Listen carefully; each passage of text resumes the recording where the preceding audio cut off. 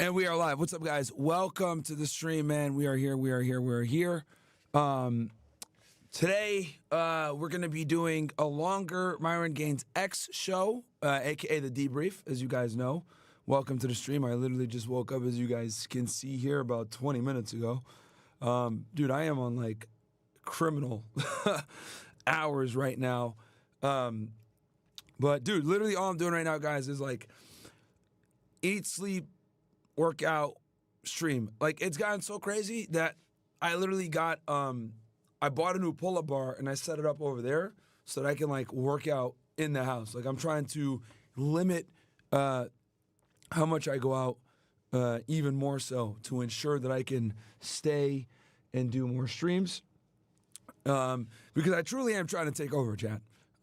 You guys, make no mistake about it. The goal here is to take over.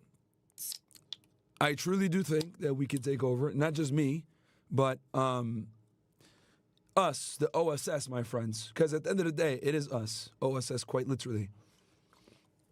So that's the goal here. Because I'm sure you guys have kind of noticed now that you've seen me be doing these solo streams that are very diverse. I could talk about a bunch of different things. We could talk geopolitics. We could talk dating, girls, red pill, psychology, geopolitical affairs, wars, all types of stuff. So to me, I look at it like, bro, we need to get this channel out there, get more people out there, because we just have such a diverse repertoire of things we could talk about, real estate, all that stuff. So yeah, man. Obviously, it's still always going to be fresh and fit. Don't get it twisted. That will always be the home base is fresh and fit always. I do this stuff more on my side so that I can talk about things that I'm more interested in, and as a break from all the bimbos. Because dude, talking to stupid girls every day, it starts to wear on you after a bit. Because it's just it's like you're doing calculus, but like it's like you're doing calculus while they're still doing like simple addition and subtraction. You know what I mean? And then you're like trying to get them to understand the calculus. But they don't, bro, they can barely add and subtract. So they don't know fucking algebra 1, algebra 2, geometry, all this shit. Like, so that's kind of what it is. And, quite frankly, I don't even blame the women, because they have no incentive or no need, really, to learn this stuff. They really don't, bro. Like, they really don't. The only women I've ever seen that are, like, aware, when I say aware, of, like, this problem, this masculinity crisis, this, evil of feminism, right? How young women are getting destroyed by, like, not getting families and stuff. The only women that are really hip to this shit, guys, are, like, female influencers that are in this talking space. Like, that's it. Like, regular everyday girls don't know, and most importantly, don't care. You guys have seen this for almost 5 years now when I bring girls on the show, how little they give a fuck about the male experience and how little they give a fuck about modern women, like basically digging their own graves when it comes to finding a man in a relationship, because they don't care, dude. They simply don't care. To them, they look at it like, I'm hot. Men talk to me anyway. Men give me attention anyway. It doesn't matter what I do or how I behave. So I'm just going to do what I want to do because I'm going to get the attention anyway. So they'll never admit this, obviously. But that really is the attitude that they have. Because how do we know this? We know this from their actions, right?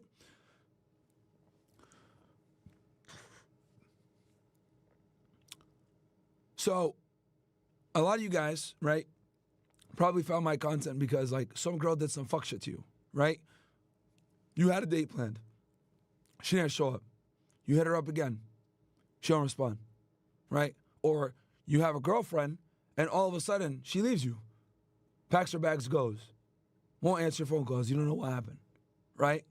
Or you notice when you're out at the club and you're out or, at a bar or whatever, party, whatever, you talk to girls and they give you the cold shoulder, right? They're just like, sorry, I have a boyfriend, blah, blah, blah, right?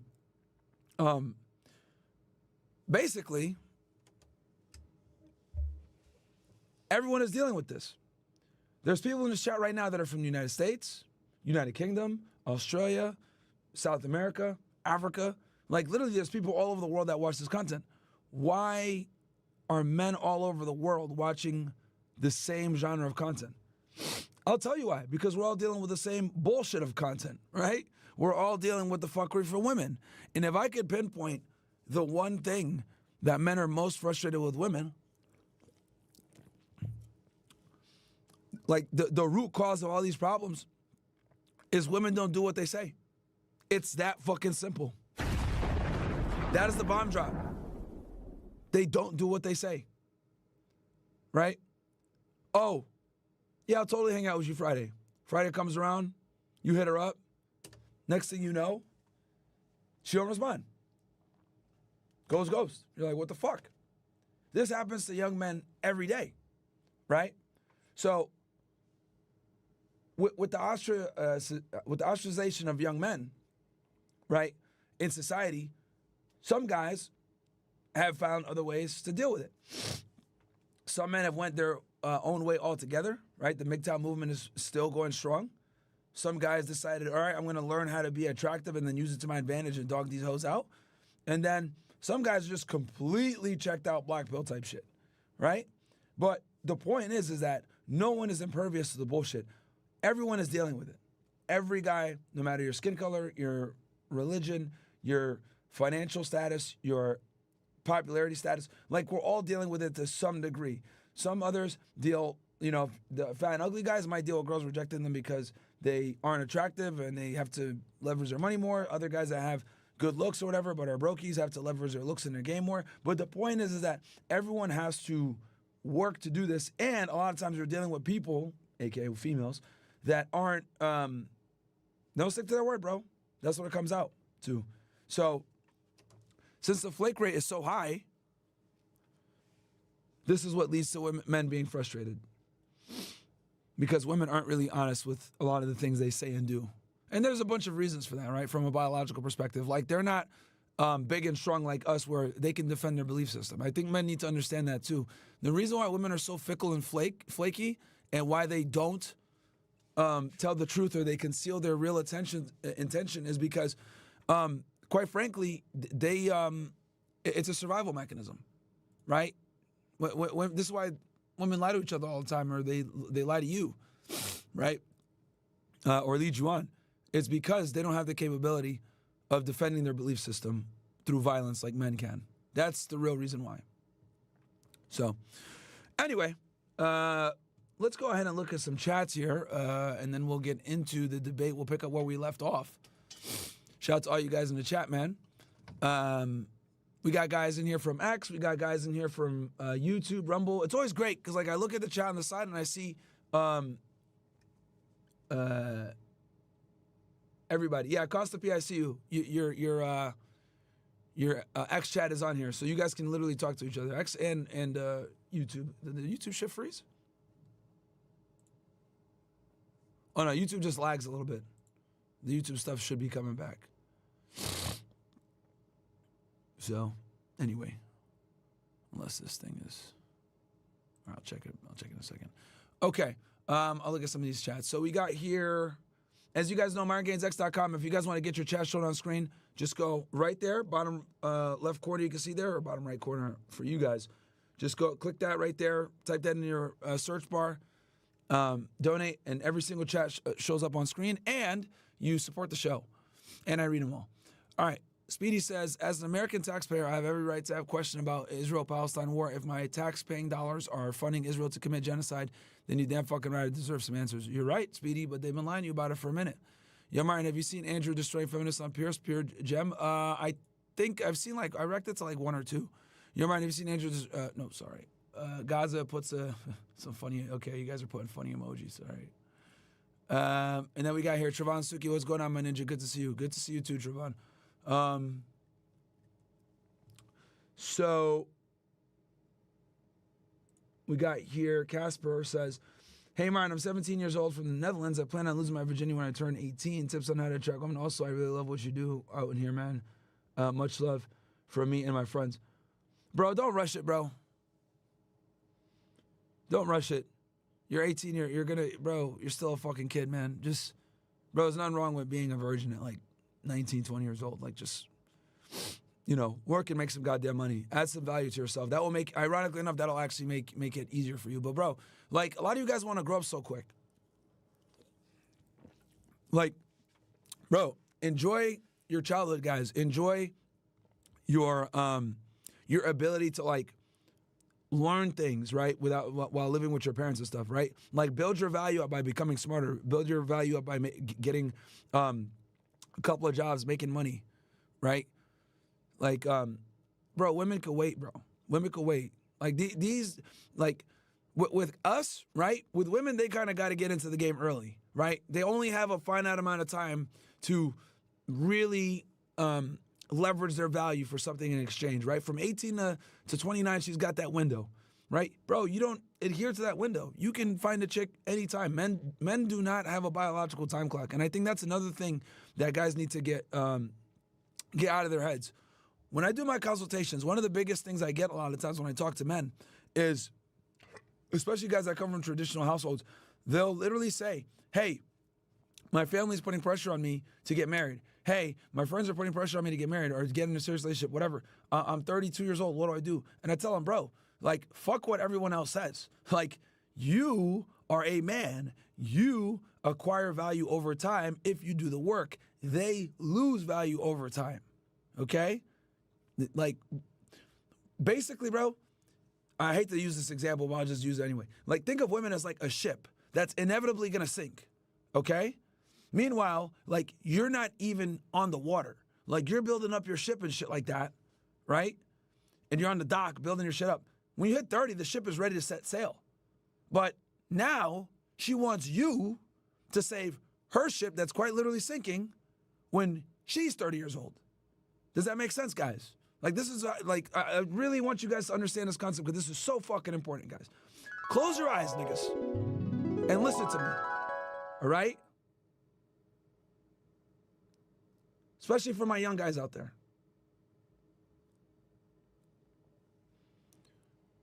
You're a shipbuilder. You want to sail the 7 seas, but you can't because you clearly don't have a ship. So you have to build it. So as you're sitting on this dock, building this ship, getting the materials, getting the hammers, getting the saws, getting help here, getting help there.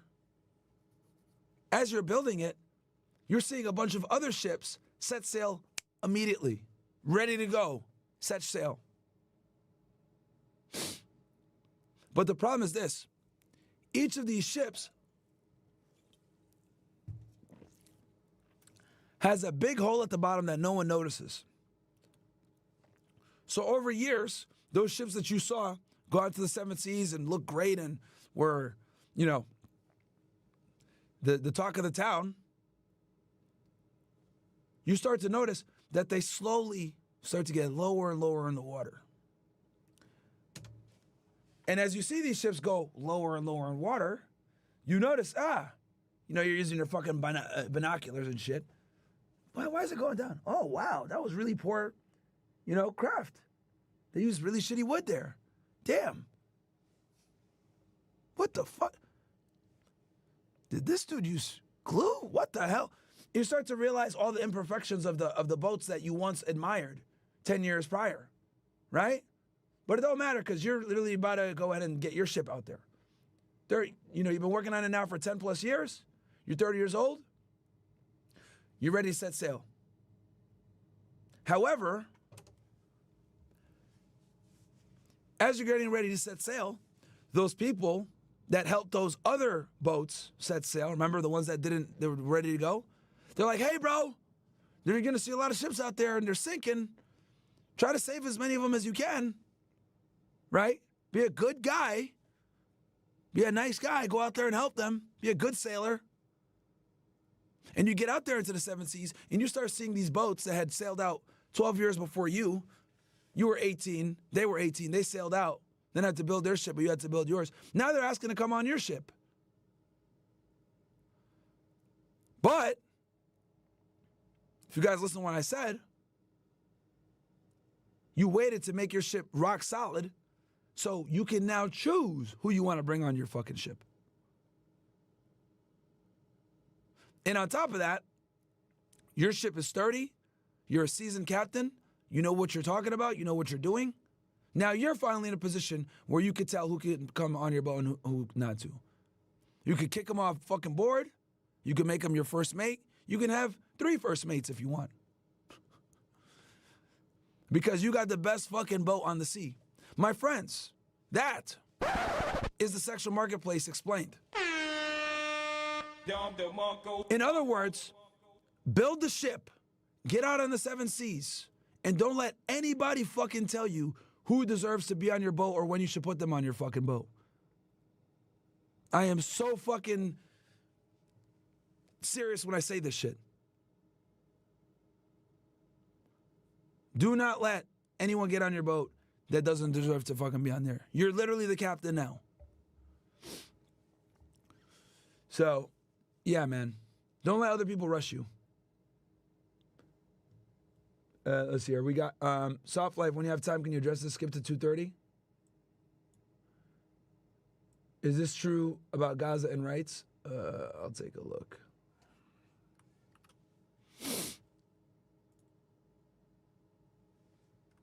All right, so we're going to get into the debate here.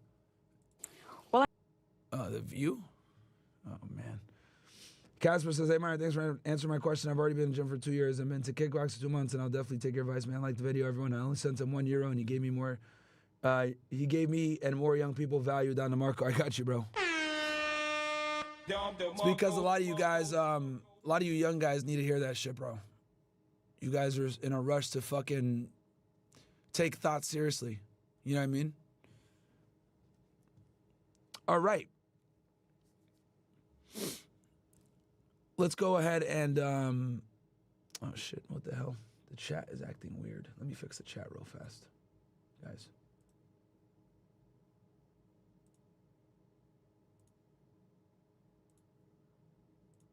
All right. So we'll go ahead and get into this Rogan thing while I fix the chat. This is kind of where we left off. I'll spin it back even 10 minutes. And little kids screaming out for help under... And this is Dave Smith versus Doug Murray. Bubble. His logic back on him. So, if we're going to use that logic that this is an ugly side of war, and it is what it is, then you need to apply that same metric to Hamas. And I think it's very important that the Western world understands this. When these Palestinian militia groups enter into the Israel, right? Sometimes it is to just kill IDF soldiers. But a lot of the times, what it really is for is to kidnap hostages, okay? And the reason why they want to kidnap hostages is the hostages give them political value, okay? Political, diplomatic value. Because what they're able to do is use those hostages as a bargaining chip to get their people back out, okay? For those that are unaware, Israel has thousands of Palestinians in their Israeli jails with no charges, no due process. They're just basically sitting there, right? There's no courts, there's nothing. So basically, since there's no justice for the Palestinian people that are getting imprisoned, they look at it like, we're going to go ahead and kidnap your people so you can give us our people back. Now, am I saying that this is right or whatever? No, I'm just telling you guys what it is. That's what their military strategy is, okay? So, by this guy's logic, war is ugly, blah, blah, blah, there's going to be collateral damage. Well, then don't get mad when people are killed when Hamas does what they do. Like, if you're going to go ahead and make that stupid-ass argument that war is ugly and citizens just die, you can make the same exact, take that same exact position for these militias, right? So, when he says this stuff, it's like rules for thee, but not rules for me, right? The IDF has killed far more children. The IDF has killed far more innocent people than Hamas ever has. And like I said before, the intention a lot of the times is to kidnap the hostage for political leverage. Now, here's the ugly part. That's so much their strategy that Israel has a controversial directive called the Hannibal Directive. And for those that are unaware, the Hannibal Directive is basically a directive that allows Israeli soldiers to kill Israelis as they're being kidnapped, real time. Okay? And the reason why they do this is to prevent the geopolitical nightmare that is the hostage swap scenario. Because every time there's a hostage swap scenario, Israel ends up in a bad position where they're giving out maybe they're giving out like 1,000 Palestinians for one Israeli. So obviously this creates a ridiculous amount of pressure on the state of Israel to negotiate with their enemies. Right? So Benjamin Netanyahu has to play a very strategic game. Puts him in a weird space. And I'll tell you what that game is. He has to finesse that he cares about getting the hostages back, and that's the main reason they're entering, enough to justify his war and to justify the outrage from his constituents. But on the other hand, he can't actually work as hard as possible to get the hostages back, because the hostages being in Gaza is the ammunition that he relies upon to conduct this asymmetrical warfare that he's been doing for almost 2 years now. Indiscriminately bombing Gaza, sending soldiers in, blockade of food, attacking Hezbollah and fighting against them up north in Lebanon, paying rebel groups to destabilize and kick out Bashar al-Assad, keeping their foot on Iraq's neck, and, most importantly, applying pressure to Iran's nuclear program. Then on top of all that, having the United States bomb the Houthis on their behalf to prevent the pirating that they're currently conducting. So you see how the hostages are being used as a political pawn to create the outrage, to create the impetus for the aggressive military campaign, but at the same time, they can't go too hard at getting the hostages back, because if the hostages are all returned, Netanyahu no longer has the political juice to be able to stay in power and conduct a war in the Middle East. Make no mistake about it, guys. These hostages are being used as political pawns so that Netanyahu can ensure Israel has hegemony in the Middle East and is the only world power. Not just the only world power with nukes, but also the world power when it comes to the only country in the area that has a stable government. That is what they want. And October 7th gave Netanyahu the excuse he needed to do what he had planned the entire fucking time. This is why many people believe that Netanyahu knew what was going to happen, and they let it happen. And when you find out that these intelligence agencies are run by individuals that lack, empathy or care for human life, you start to realize, to them, the ends always justify the means. If a couple of Israelis are kidnapped and killed, maybe we get them back, maybe we don't. But that leads to Israel having the excuse it needs to wage war on all its enemies and get rid of them forever so they don't have to worry about this. Well, I think we all know what choice they're going to decide. Another important thing I need you guys to know is that prior to October 7th, Benjamin Netanyahu was going through a very controversial corruption investigation for bribery. As soon as October 7th happened, that court case was basically dismissed, because in times of war, the leaders almost always grab absolute power to ensure that they're able to fight against their enemies. This is what happened with Zelensky. Zelensky has basically maintained absolute power since Russia invaded, right? Same thing here with Israel. Because mainstream media doesn't report it so much, but Netanyahu is widely disliked in Israel. And it's for this very reason, that the public is seeing that he's using the hostages as a political pawn. And he's not really too intent on getting them back. Rather, he uses that as an excuse to push military advancement or make military moves. Oh, we're going into Rafah. He tells the public, we're going into Rafah to get the hostages. But what he's really doing is he's going into Rafah because he knows the last brigade is there and he wants them destroyed. So what he says his intentions are to the media aren't really his intentions. That is a politically correct and clean thing to say, that we're going to go rescue the hostages in Rafah. But the reality is that they were chasing down Yahya Sinwar, the military head of Hamas. And they wanted to get rid of the last brigade there, one of their last strongholds. Which they did. Which they did. Right around October of last year, guys, Israel pretty much finished its campaign. Took them about a year, but they finished their campaign last October. A lot of people don't know this. Like, Gaza was effectively under their control by late last year, chat. I reported on it. I explained it. Obviously, back then the channel wasn't as big. But they had Rafah, they had the entire Gaza Strip under their control by the end of last year. Guess what they did right after that? They went into Lebanon. They went into Lebanon. And they started a ground assault against Hezbollah. And they started a bombing campaign in Beirut. They killed Hassan Nasrallah. They killed all of his generals. They significantly weakened Lebanon. And then on top of that, they had fucking explosives and pagers. Those explosives and those pagers, guys, had been there for 10 years.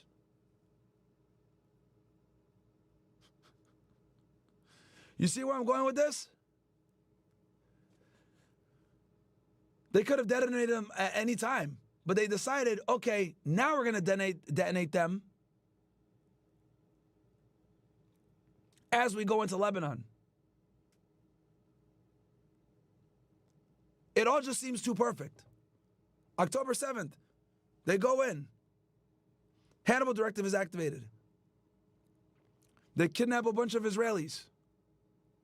They use that to justify going into the Gaza Strip.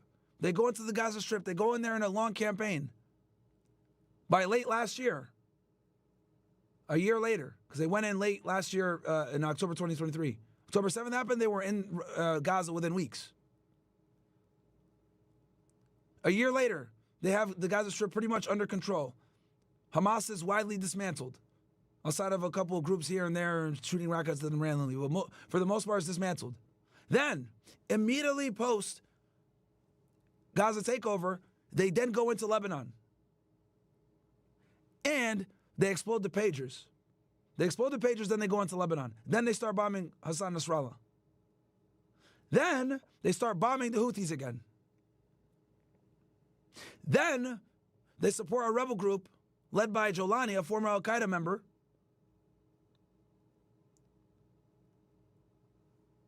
to do a takeover of Syria.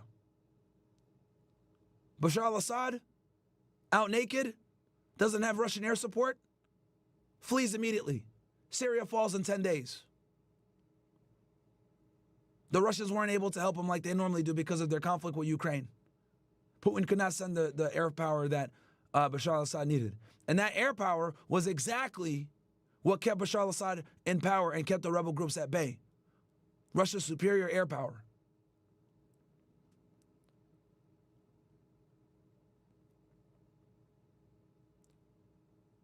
I mean, I think everything lines up a little too nicely to be a coincidence. What do you guys think?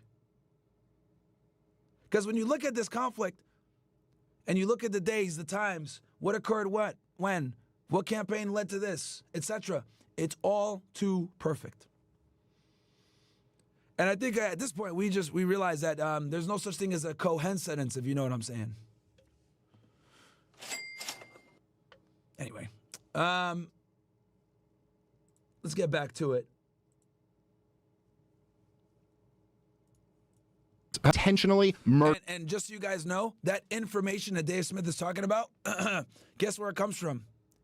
It comes from Palantir. The Palantir software that the IDF uses literally has like a database of suspected Hamas terrorists, and it tells, it literally gives like 3 different like things: release, kill, incapacitate, you try to interview. Like the software they're using is absolutely wild, and there's someone out there. One day I'll talk about this when I'm in a Twitter space. There's a guy that I know that knows this very well. But basically, long story short, guys, is the AI accounts for civilian casualties and it doesn't give a fuck. That's the point I'm trying to make. This software that the Israelis heavily rely upon to do a lot of the bombings and targeting. Murdering innocent people. And if you're going to advocate for this war, I don't see how you can do it without... And for those of you that don't know, Peter Thiel, hardcore Zionist, part of the PayPal mafia. Let me go ahead and just bring him up to you guys real quick, because this guy is, you want to talk about a globalist or the elite? This guy is absolutely one of them. So here he is, Peter Andreas Thiel, an American entrepreneur, venture capitalist, and political activist, co-founder of PayPal, Palantir Technologies, and Founders Fund. He was the first outside investor in Facebook. So he's worth $16.2 billion. The dude stutters like crazy. It's fucking bad. Horrible whenever you listen to this nigga speak. But clearly he's an autist. He's been on the Joe Rogan podcast a few times. He's gay. But he is a hardcore Zionist, this dude. I don't think he's actually Jewish himself. But he is a hardcore Zionist, and he supplies the IDF with whatever they need. And he's very pro-Israel. Matter of fact, let me see if I can find the clip. Like, someone asked him this on air. So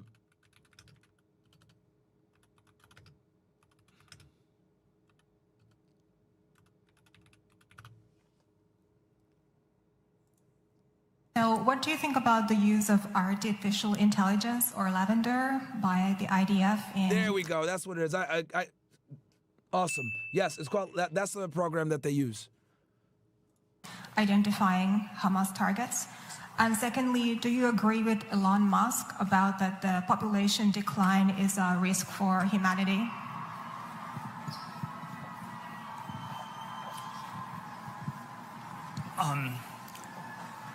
Look, I'm not,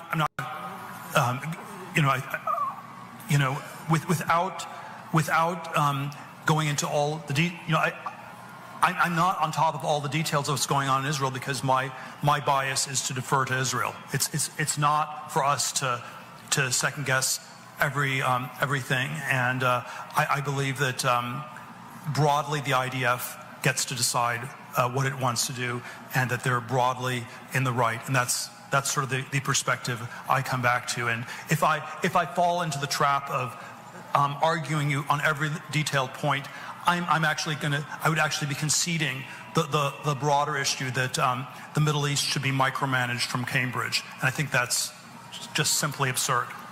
And so I'm not going to concede that point. And what was the other? Bro, what the fuck did this guy say? What the fuck did he say, this guy? For the second straight month. Bruh. We can look at this press conference later. But dude, hilarious. That's the guy that made the software that's killing all the kids, by the way, just so you guys know. Fucking wild, man. You stupid. Saying that, like, at least bite the bullet that Madeleine Albright... Yes, also very important for you guys to know. That guy, Peter Thiel, made J.D. Vance's career. Made his career. He was his #1 backer. That is why J.D. Vance was picked to be vice president. Guys, J.D. Vance was picked to be vice president because he brought the Silicon Valley money in. Because I do realize that J.D. Vance was an unpopular pick with many people for vice president because he was a former never-Trumper. But the reason why J.D. Vance was brought in, and no one really talks about this, right? Like, the MAGA retards never admit this, but the reason J.D. Vance was brought in was because he would be able to bring in that Silicon Valley money. Right. Let me... this is very important. Let's talk about this, okay, guys? And this is something that a lot of people might not realize, but I'll talk about this. So I think it's important for you guys to realize that post-World War II, right? When people think of warfare, right, they think of some idiots in some red coats and some, former British people with muskets firing at each other in a field, right? Or guys in the trenches, literally with a gunner behind, shooting, someone's next to him bleeding or whatever. We're looking at the Private Ryan, Saving Private Ryan type shit, right? Storming the beach of Normandy, airstrikes, fighting people hand-to-hand combat when you run into them, shooting them and seeing your enemy, storming the beach and getting shot down. Like, this is the image that we see a lot of the times when we think of war. But the reality, guys, is that warfare has changed significantly, okay? Proxy warfare and intelligence agencies are now the new soldiers. I'm going to say that again. Proxy wars and intelligence agencies are the new means to wage warfare, okay? So, post-World War II, obviously, tens of millions of people died. But what you started to see was the rise of intelligence agencies like the CIA, formerly known as OSS, the Mossad, and other intelligence agencies begin to take a more proactive approach in doing things in a surreptitious manner through clandestine operations. Okay? So, these intelligence agencies figured out that if they simply assassinate the right people, they can avoid warfare altogether or lead to the destabilization of a country. Okay? Especially in the Middle East, where most of these Middle Eastern countries are run by either A, a dictator, or B, a monarchy. Okay? So, instead of getting in the trenches actually fighting a warfare, why not go ahead and fund rebels that are willing to do it? It serves two main purposes. Number one, you don't have to send your people in. Protect your own military. Number two, it creates plausible deniability. So when there is a potential retaliation from the country that is being attacked, you can say, bro, it wasn't us. It wasn't us.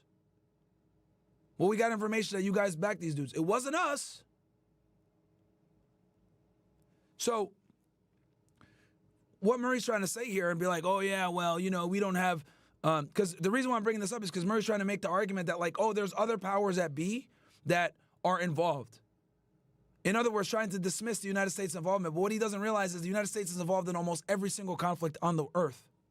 We are the world superpower, which means we are always monitoring and taking a side on almost every armed conflict on earth. And the big world powers do this to ensure that their interests are met. That's the whole purpose of foreign policy, by the way, chat. And conflicts and intelligence agencies. It's to maintain secrets and maintain leverage in an ever-changing world.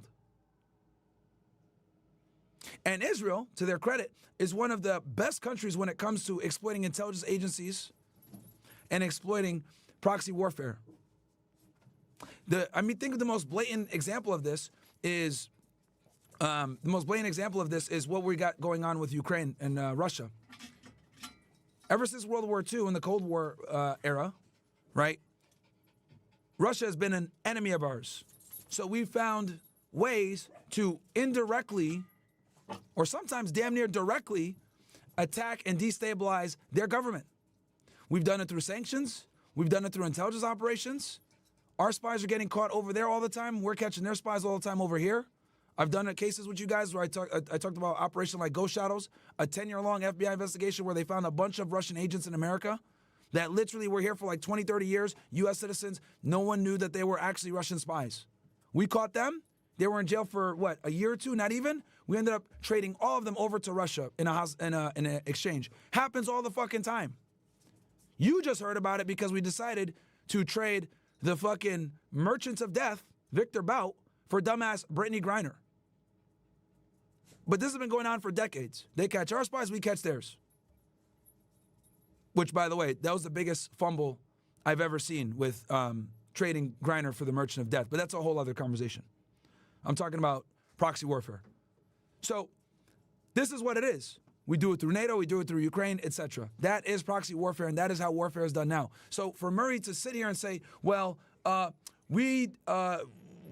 there's other countries at play here that have interest in the area. Yeah, and guess who has the biggest play in it? Us. Absolutely us. We arm and support several militias that we might not agree with politically, but we share the same enemies. We have funded Al-Qaeda, formerly known as the Mujahideen. We have funded ISIS. We funded a lot of these organizations. So that's what it is, man. And I think it's very important that people know this. We funded the Kurds. That's a big one that we fund all the time. That's like one of the best examples. So the Kurds are a diaspora people that don't have their own country, right? They're kind of all over the place. They're in northern Iraq and on the border of Turkey up in Syria. And we arm them all the time to fight Saddam Hussein, to fight the Syrians. We kind of like just use them. Oh, here's some money, here's some resources. And then as soon as like potential accountability is coming down the wind, we immediately just abandon them. We stop training them, stop fucking with them, let them kill our enemies, and then we go, oh, it wasn't us.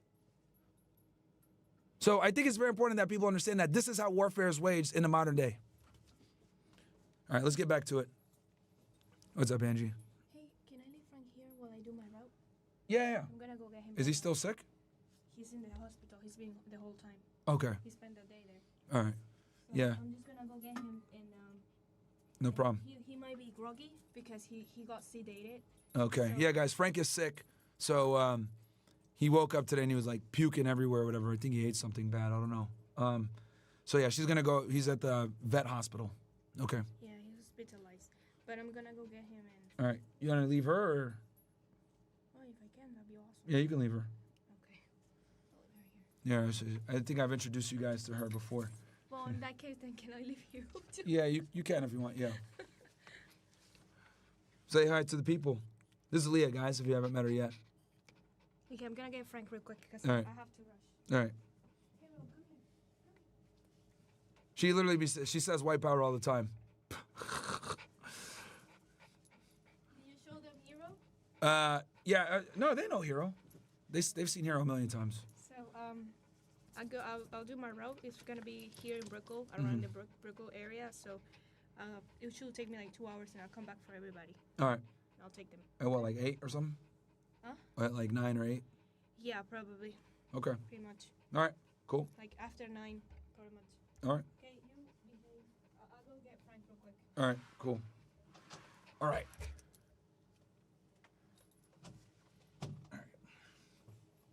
All right, guys. So let's get back to it. Breaking news.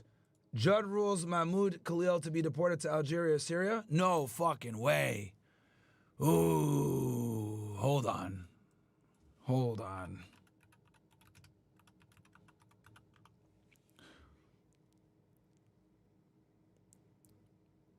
Okay, so can be deported or will be deported. Let's see here.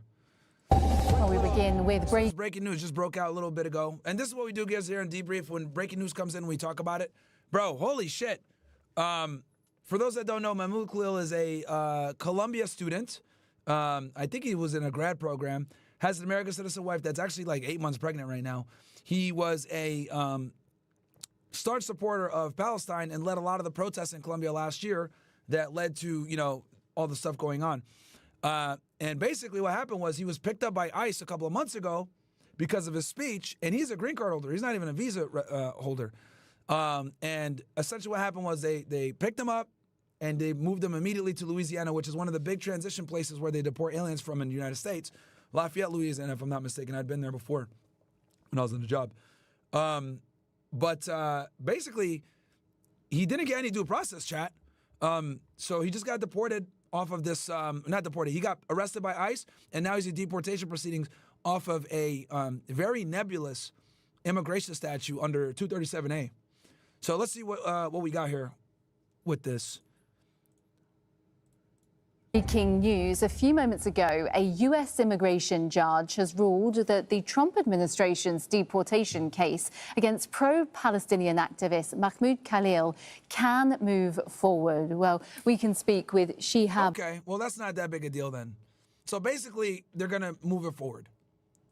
Britanzi, who is live for us outside. Which we knew that. But let's see what else they got to say. The Immigration Detention Center in Gina, Louisiana. Now, this has just happened, Shihab. So the judge has ruled that the deportation case can go ahead. For people in the chat saying deport his wife is a U.S. citizen, chat. They can't deport her. How do you think he got the green card? Mahmoud Khalil is removable in the opinion of the judge. She said that the letter that the Secretary of State sent to the court detailing the reasons for the removal were reasonable. The letter Secretary of State explaining the reason is reasonable. The DHS, so the Department of Homeland Security, has met its burden, she said. However, Khalil is open to a relief application on April the 23rd. And there was a discussion of whether he be deported to Syria or Algeria. So these are the notes, the little clips that we have. No electronic devices were allowed in the courtroom. Khalil, we're told, was calm throughout the proceedings, and he did address the court. He said nothing is more important than due process and fundamental fairness. Neither of these principles were present. This is why the Trump administration sent me to this court thousands of miles from my family. So, this is all hinging on a letter that the Secretary of State, Marco... Well, the real reason why they sent him to that court, chat, is because immigration court and criminal court are two completely different worlds. So, yeah, that's why they had to send him there. Like, the immigration court system is a completely different system. You don't get the same...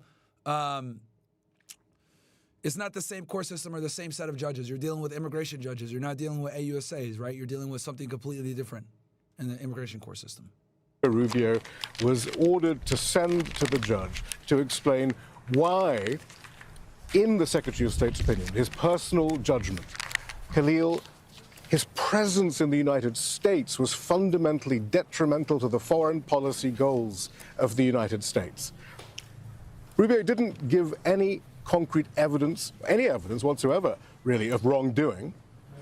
But what he said was he accepted that in the act Rubio is using, the Immigration and Nationality Act, the Foreign Policy Deportation Grounds clause, which was added specifically to protect people from deportation for constitutionally protected freedom of speech and freedom of association, he accepted that there was that safe harbor for freedom of speech and free association. He accepted in the letter that Khalil has done nothing illegal in the past or potentially in the future. But what the letter said was, I have made the personal determination that Khalil's presence is against our foreign policy objectives. And then Rubio cited the foreign policy objective of eradicating anti-Semitism. And this is very important, guys, because this is the law that they're relying upon to get rid of Khalil. They're basically saying that because of his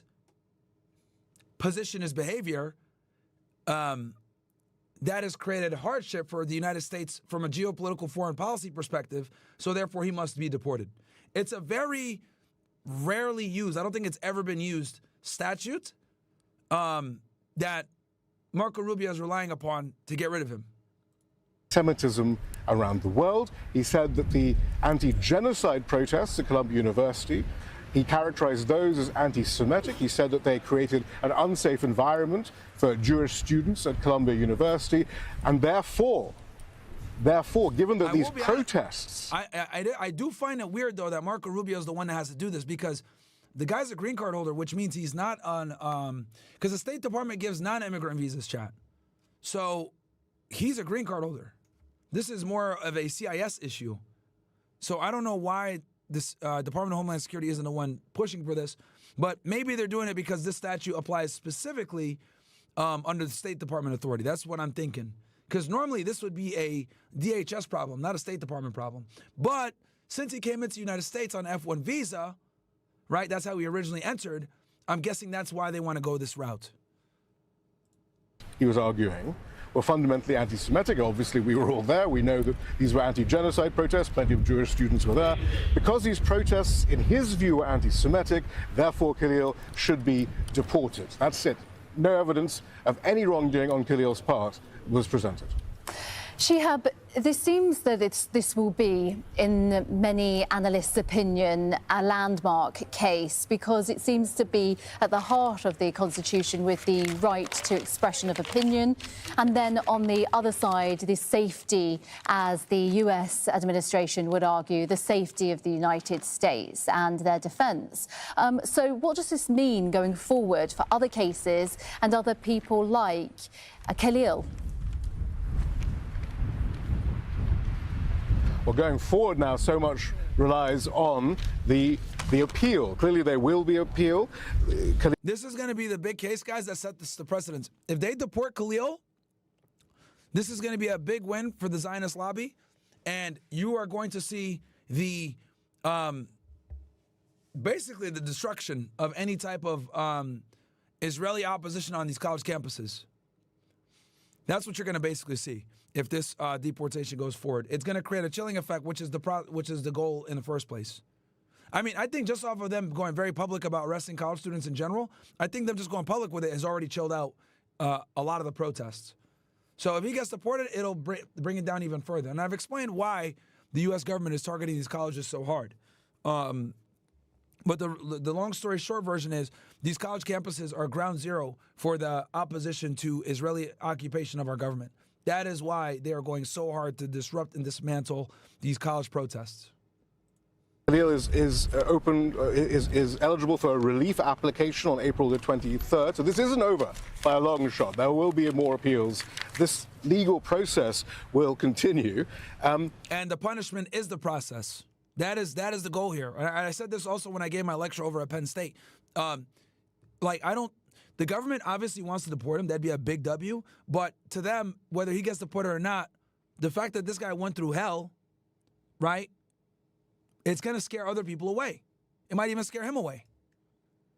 And that's their goal. And that's one of the reasons perhaps why we're in Louisiana right now. Khalil was arrested in New York. He was briefly detained in New Jersey. So that's where... Pete, are you retarded? I said, no, he's not here on a visa. He's here on a green card. He originally came on a visa as a college student, which means he came on an F1 visa. However, he's adjusted his status and upgraded it. You can make the argument it's been upgraded to a lawful permanent resident, or LPR, aka also known as a green card. Where actually the federal legal case about the constitutionality of Khalil's arrest is taking place in New Jersey. But what the government did was they quickly and secretly bundled him off to this deportation center in Louisiana, instituted deportation proceedings under the the Immigration and Nationality Act in order to get a parallel process underway. And therefore, to have this legal process take its course in a circuit court arena, the Fifth Circuit Court of Appeals, if it gets that far, which is thought to be way more conservative, which is way more conservative than the arena in New York, the First Circuit Court, where any appeals will end up, which is thought to be more liberal.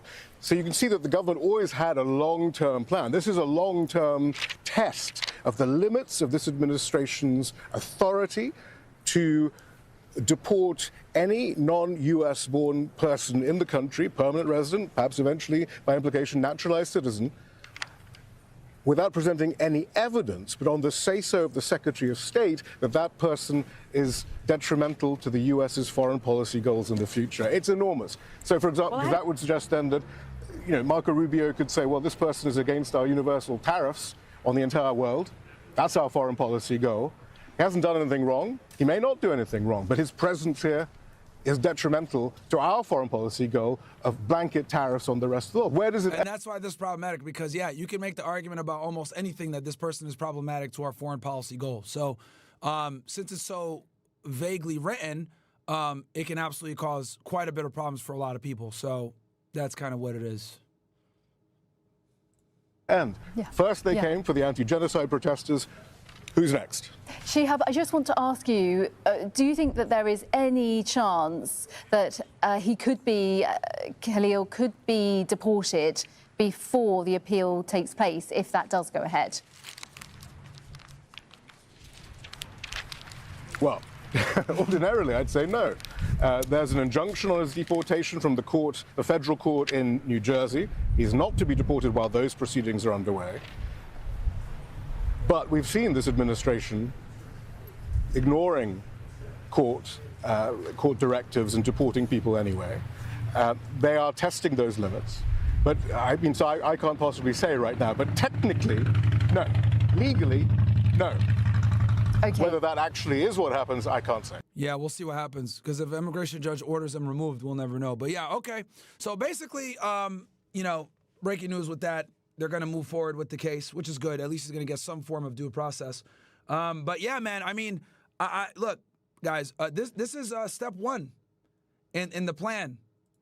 This is step one in the plan to start to limit speech in America. As you guys know, Donald Trump made an announcement yesterday, and I'll show you guys real quick on this. Well, we begin with... I'll show you guys exactly what I'm talking about here. I made a tweet about this. I'll pull it up. Bear with me, guys. Sorry. I'm always cautious when I'm on Twitter. I find the tweet first, and then I share screen, bro, because sometimes you never know what you'll see on your feed on X, bro. All right. So right here, so Trump named Chabad Rabbi Yehuda Kaplan as the State Department's special envoy to monitor and combat anti-Semitism, right? So, and I go, prediction, they will push harder to conflate criticism of Zionism as criticism of Judaism and try to frame it as religious persecution to silence U.S. citizens critical of Israel. Their experiment worked on foreign college students. Now they will target U.S. citizens. So, and here's my guy Dominic showing the tweet, because so Trump this is what he posted on Truth Social yesterday. He goes, I'm proud to nominate Yehuda as United States Special Envoy to monitor and combat anti-Semitism. Ambassador at large, Yehuda is a successful businessman and a staunch advocate for the Jewish faith and the rights of his people to live and worship free from persecution. With anti-Semitism dangerously on the rise, Yehuda will be the strongest representative for Americans and Jews across the globe and promotes peace. Congratulations to Yehuda. Well, here's the important thing. Notice how in Trump's thing here, he's putting anti-Semitism, right, with... he's a staunch advocate for the Jewish faith and the rights of his people to live and worship free from persecution. Okay? This is very fucking important, chat. Very important. Okay? Given the atmosphere that we're in, where the Zionists are losing the narrative, for the first time ever, America overwhelmingly is majority not pro-Israel. Again, not pro-Israel. For the first time, the government needs to, and the Zionist lobby needs to find a new way to censor criticism against Israel. So the way they're going to do this, right, is they're going to have to kick their game up. So first, it was if you're a college student and you're here on a visa or you're a green card holder and you criticize Israel, we're going to fuck with your immigration process. Because when you are not a citizen, it is far easier to legislate, I guess, against you from an immigration standpoint to keep you in line. That's what they're doing with Mahmoud Khalil. And the girl up in Tufts that got arrested for a co-ed thing that she wrote. Cop-ed, whatever. A piece she wrote where she talked about boycotting Israel. So now, in an effort to be able to push legislation to silence more people, you're going to need to have a more aggressive basis as to why you're censoring people. Political ideology, criticizing political ideology isn't enough to silence U.S. citizens. They're going to need to come from the angle of this is dangerous to people practicing their religion. You heard it here first. I told you guys this yesterday, but I'm going to say it again because I want to be on record saying this shit. I said it first on actually I said it at midnight last night. So the same day, April 11th, 6:22 p.m. Eastern Standard Time. You guys heard it here first. This guy Yehuda is being brought in to begin the campaign against the mass censorship of American citizens.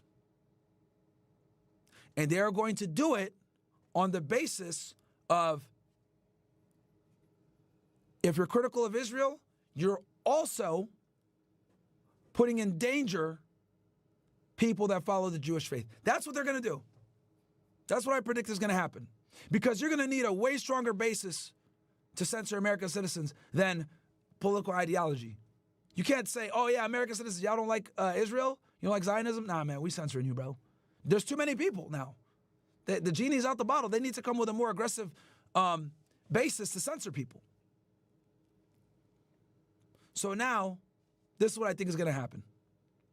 This guy's being brought in. Because the way that Trump framed this post on Truth Social, or this tweet, whatever you want to call it, where, notice he didn't say Israel one time in here and he didn't say Zionism one time in here. He's talking about the Jewish faith and the rights of his people to live and worship free from persecution. That's scary. Because let me tell you guys this. All the biggest voices that have been like talking about this issue, me, Dave Smith, Candace Owens, Dan Bilzerian, Andrew Tate, Ian Carroll, right? People that have like big fucking platforms, Nick Fuentes, etc.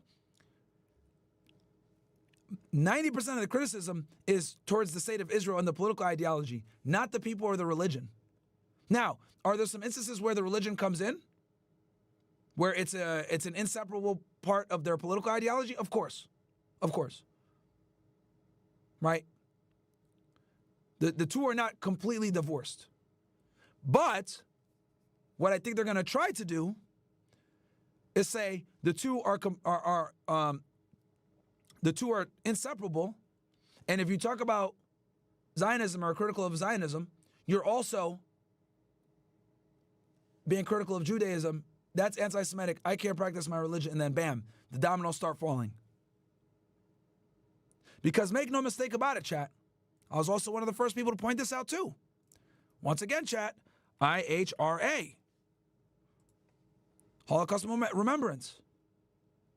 What does this say?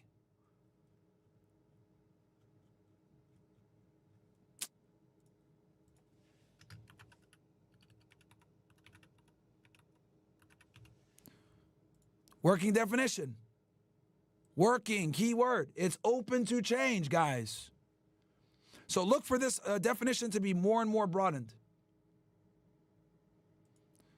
And I called it. I told you, first they're going to take the rights away from the immigrants or the people that are here legally. Then they're going to start moving towards U.S. citizens. But anyway, let me read some chats. Then we're going to get back into this Joe Rogan interview. Let's see here. So we got King Rich.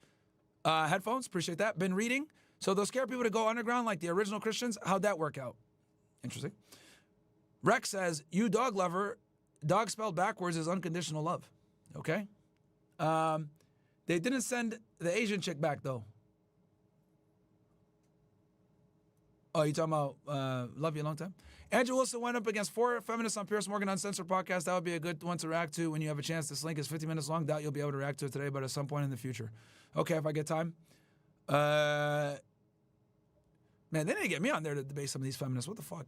I saw you bring up a dirty CBP officer yesterday. His last name was George. I worked with him in San Ysidro when I was CBPO. He got addicted to a strip club in Tijuana and blew close to $50K there. Wow. He got introduced into the drug world by one of the strippers that worked there and had a cartel connection, but eventually convinced him to start letting loads through. Crazy that I actually worked and even went to the same gym as this simp. Yeah, what an idiot, bro. See, simping gets you put in federal prison. Mary says, hey, Myron, did you see the law passed in Texas stating that a father can be put on child support before the baby is born? The father can be placed on child support during conception. That is wild, bro, because typically Texas is a bit better when it comes to father's rights. That's crazy. Maria is a Zionist shill. This comes from EFDA. Received an award by Israeli president for being their Gaza propagandist. Jimmy Dore exposed this as well. You need to get together ASAP. Can't wait to see JLP on your show. Yeah, I mean, look, you guys have asked me about Jimmy Dore a bit. I don't know if I got familiar from his work actually from you guys. From what I understand, he's like a libertarian, or he's maybe more progressive. But yeah. Let's see here. But I'd be down. we got here, Anti-Semcast says, this dude has his husband is Jewish? No way. Let me look at this. Is that actually true?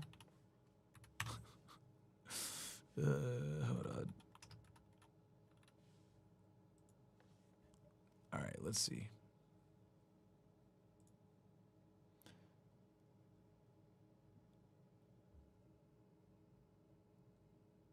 He's married, right? This dude to like a guy? Let's see.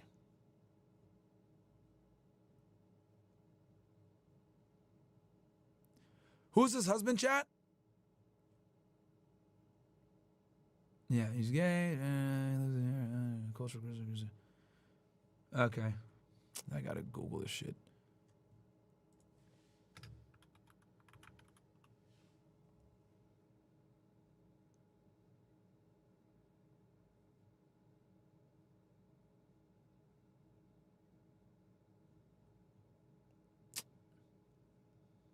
Here he is with Dave Rubin. I don't think he's married to Dave Rubin, though. All right, whatever. We'll just move on. Oh, shit, I went black? Shit. Mossad's attacking. Here, sorry, guys. The camera overheated. Let me fix it. Yeah, but that would explain a lot why he's so fucking pro-Israel. Give me one sec, chat. I mean, to me, it looks like he had quite a bit of power. 28th United States Deputy Secretary of Defense. What the fuck is Murray talking about? Obviously, he's a Brit, so he might not know this shit. So let me go ahead and explain. In the United States, the president is the chief official when it comes to the armed forces. That's why he's called the commander-in-chief, right? However, underneath him, when it comes to military might and power and getting things done, is the Secretary of Defense. That is currently Pete Hegseth, okay? However, your boy Wolfowitz here, he wasn't the Secretary of Defense, but he was the Deputy Secretary of Defense, which means, effectively speaking, he is the third strongest person in the United States when it comes to the military back then. So for Murray to write off Wolfowitz's influence and power in the U.S. government is absolutely ludicrous. Effectively speaking, the Secretary of Defense is the #2 guy when it comes to the military. The president says, hey, I want this done. The Secretary of Defense gets it done, and then he uses the assets how he sees fit to make it happen. Okay? And a lot of the times, the Secretary of Defense is the final call. If you guys don't believe me, I'll give you an example. As you guys know, roughly 2 weeks ago, there was a scandal that popped up. Signalgate. Mike Walsh, now security advisor, stupidly allowed a journalist into a private signal group that discussed sensitive information about bombing the Houthis. In this sex conversation, you can see that Pete Hegseth makes recommendations of what should be done, and he gives updates. J.D. Vance asks him about certain things. Pete Hegseth answers the questions. And then J.D. Vance asks him, the Vice President of the United States, by the way, the #2, what do you think? And Pete Hegseth said, sir, I think XYZ. Guess what happened? They went with XYZ. So why do I tell you guys this story? I tell you guys this story so you understand that the Secretary of Defense has an enormous amount of power. The President and the Vice President heavily rely upon them for their decision-making. Because at the end of the day, the Secretary of Defense runs the military. He's talking to all the generals. He knows what we can and can't do. He knows what we're capable of doing and what we're not capable of doing. So they defer to him to make a lot of very important decisions, as shown in the Signalgate scandal.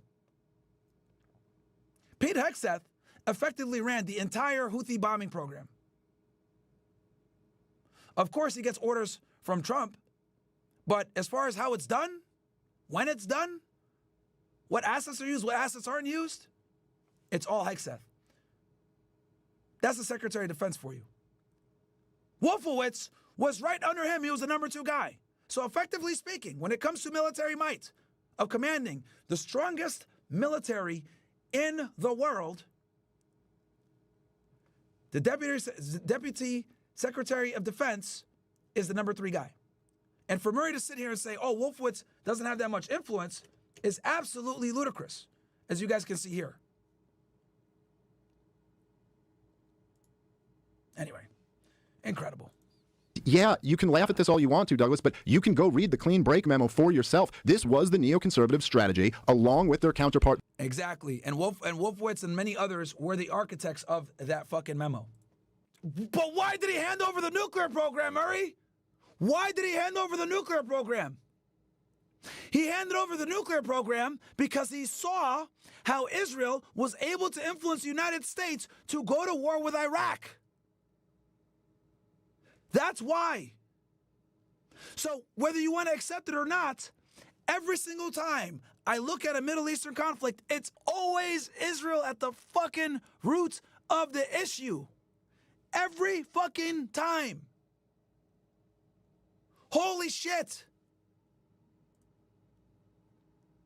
Every single war that we waged in the Middle East has been because of Israel. And the bottom line is this. It's because Israel does not want any of these Arab countries to have the nuclear bomb. It's that simple, chat. Every single conflict that you see in the Middle East right now started in 1956.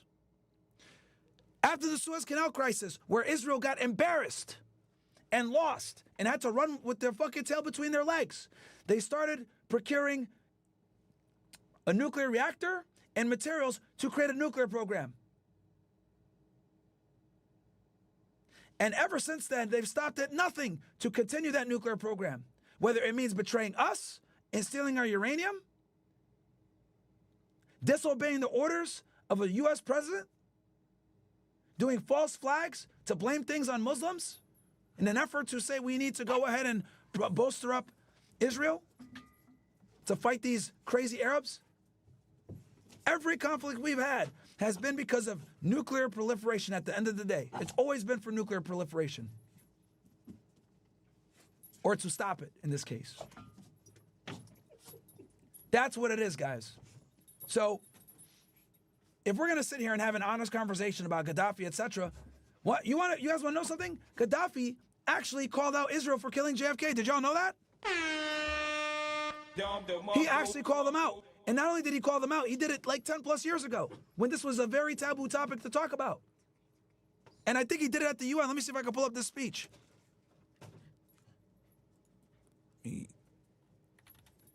He called this shit out decades ago, man.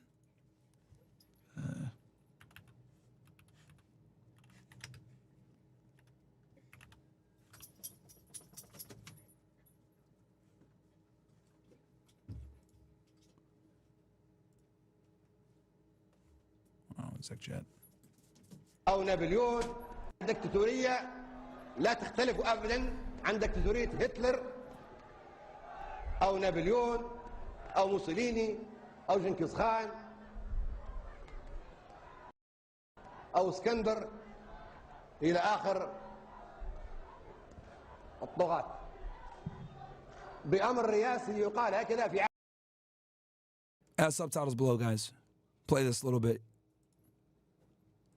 كلهم صفقوا لهذه الشخصية في الوطن العربي وفي العالم الإسلامي وفي أفريقيا واستبشروا بخير وصفقوا له وصلوا من أجله ودعوا له بالنجاح وربما يكونوا قد دخلوا حتى في حملات التبرع الشرعية لتمكينه من الفوز في رئاسة أمريكا. لكن فوجئنا بأن أخانا وشقيقنا الأفريقي الكيني الأمريكي الجنسية يطلع بتصريحات صدمت كل مؤيديه في العالم العربي وفي أفريقيا وفي العالم الإسلامي. نحن نتمنى وربما تكون هكذا ان هي مجرد زي ما يقولوا في مصر اوكازيون انتخابي. هذه مناسبة انتخابية. Sorry, chat. Angie came by and Frank is here. But yeah, let's keep cooking, chat. Let's keep cooking. ان كذبه انتخابيه. Angie, can you get me water and a grill of mine, the orange one? باش تعرفوا من مهزله الانتخابات ان الواحد يكذب على الناس لكي يعطوه اصواتها وبعد ياتي التطبيق وينجح يقولون له هو انت وعدت بكذا بكذا يقول لا هذه دعايه انتخابيه. شوفوا مهزله هذه الديمقراطيه. لا هذه دعايه انتخابيه فاكرينها قد لكنها مضبوط. Talking about Obama and all this shit. I don't think this is the video though. Let me find it, bro. I think this is it. Sorry, chat. الجمعيه العامه المتحده بتفتح ملف اغتيال كندي. JFK was trying to expose Israel. للرئيس الامريكي لماذا؟ نبغى نعرفه. قتله واحد اسمه لي هارفي. جاء واحد اسمه جاك روبي قتل لي هارفي قاتل كندي. لماذا قتله؟ جاك روبي اسرائيلي قتل لي هارفي اللي قاتل كندي. لماذا هذا الاسرائيلي يقتل قاتل كندي؟ ثم جاك روبي And he gave this speech at the UN chat, FYI. قاتل كندي مات قبل إعادة محاكمته في ظروف غامضة. لماذا؟ ارجع الملفات لازم نعرفها. أنا اللي نعرفها والعالم ممكن يعرفها واللي درسناها في التاريخ أن كندي قرر تفتيش مفاعل ديمونة الإسرائيلي. Look at that. He's talking about the Dimona nuclear power. Guys, this was like in the early 2010s, okay? He's saying this shit. هل في قنابل ذرية وإلا لا؟ وعلشان كده الجمعية العامة. So yeah, UN General Assembly should start an investigation. So basically he exposes all that shit, and this was a long time ago, chat. Okay? When he did that. Obviously, the Israelis didn't like that. For the future of world peace, No, they didn't give up their nuclear weapons for the future of world peace. They gave up the nuclear weapons because they knew that they would be destroyed by Israel and the United States if they did not. And that bought them a little bit more time. It bought them about a decade to when they got rid of their nuclear program. Hey guys, we got 2,000 likes, by the way. Let's get to 2,500. 2,500 likes, my ninjas. Then because Omar Bashir, okay, the former president of Sudan, this guy, damn, I feel like I'm doing like a fucking history lesson here.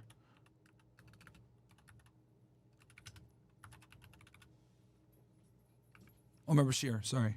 Hey, Myron. Huh? Leah hasn't eaten, but I tried to feed her, and he will try to beat her. You tried to bite her? Okay. Yes. Can you get me the orange one? There is no orange. There is only this and the purple. Fuck. I'll take the purple then. Okay. So, this guy, because I've only been to Sudan one time as a kid. This guy was the president of Sudan at the time in 1995. So. Oh wait, this is the one they want? Yeah, that's the one. Yeah. Okay. Yeah, Bashir. He. Just gonna leave them here. Okay? The reason why they don't like Sudan and why Sudan has been on a watch list for a minute is because Bashir opened up Sudan when Osama bin Laden was exiled from Saudi Arabia. Many don't know that Osama bin Laden spent a considerable amount of time in Sudan in the 90s after the royal family of Saudi Arabia exiled him because he was being critical of them allowing the United States to fight on behalf of Saudi Arabia. Basically, Osama bin Laden didn't like that the United States was protecting Saudi Arabia against Saddam Hussein's aggression, and he wanted to fight him because he had just won the war against the Russians. The Mujahideen had won the war against the Russians, and we backed Osama. Osama used to be an ally of the United States. So when Osama got ostracized by the Saudi Arabian government, because you can't criticize the Saudi Arabian government. That's the fastest way to get yourself fucking Khashoggi'd, a.k.a. chopped up in a fucking embassy somewhere. He got exiled to Sudan, and Bashir took him in. So with that was one of the things that they wanted Bashir gone for. Also because Sudan supports Palestine. They're Sunni Muslims. You know what I mean? Like, the whole Arab world dislikes Israel because of what they've done to the Palestinian people. You know what I mean? That's really the reason why Israel wants them all destabilized. This is, so Murray asking this stupid-ass question. I mean, I gave you guys a more specific answer with the Osama angle, but the reality is all of these Arab nations dislike Israel. All of them do. The only ones that play nice are Saudi Arabia, Qatar, and the UAE, the Gulf states that have a lot of money. But they do that because of the United States relationship. That's the only reason why. But the government likes Israel, but the people don't. I think that's very important for you guys to know. Just because the government recognizes and deals with Israel, right, publicly to a degree, they're still not full-fledged. The people don't. So, give me what's in the chat if that makes sense for you guys. I know Middle Eastern foreign policy is a little bit confusing sometimes because it's very complex.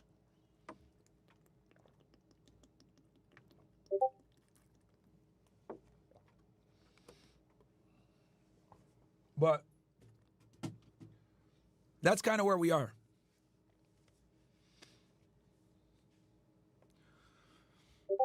See, man, I should have done this debate, bro. I would have cooked this boy. See, this is the problem with Murray, right?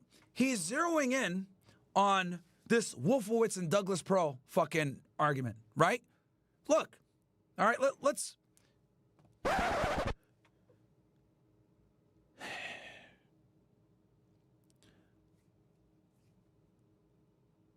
Jewish Zionist control of America started way before the Bush administration, okay? It actually started way back. And for us to have a discussion on this, we're going to have to go back to the Prohibition era. During the Prohibition era, alcohol was banned. Bootlegging began to be the norm. The people that controlled bootlegging were the mafia.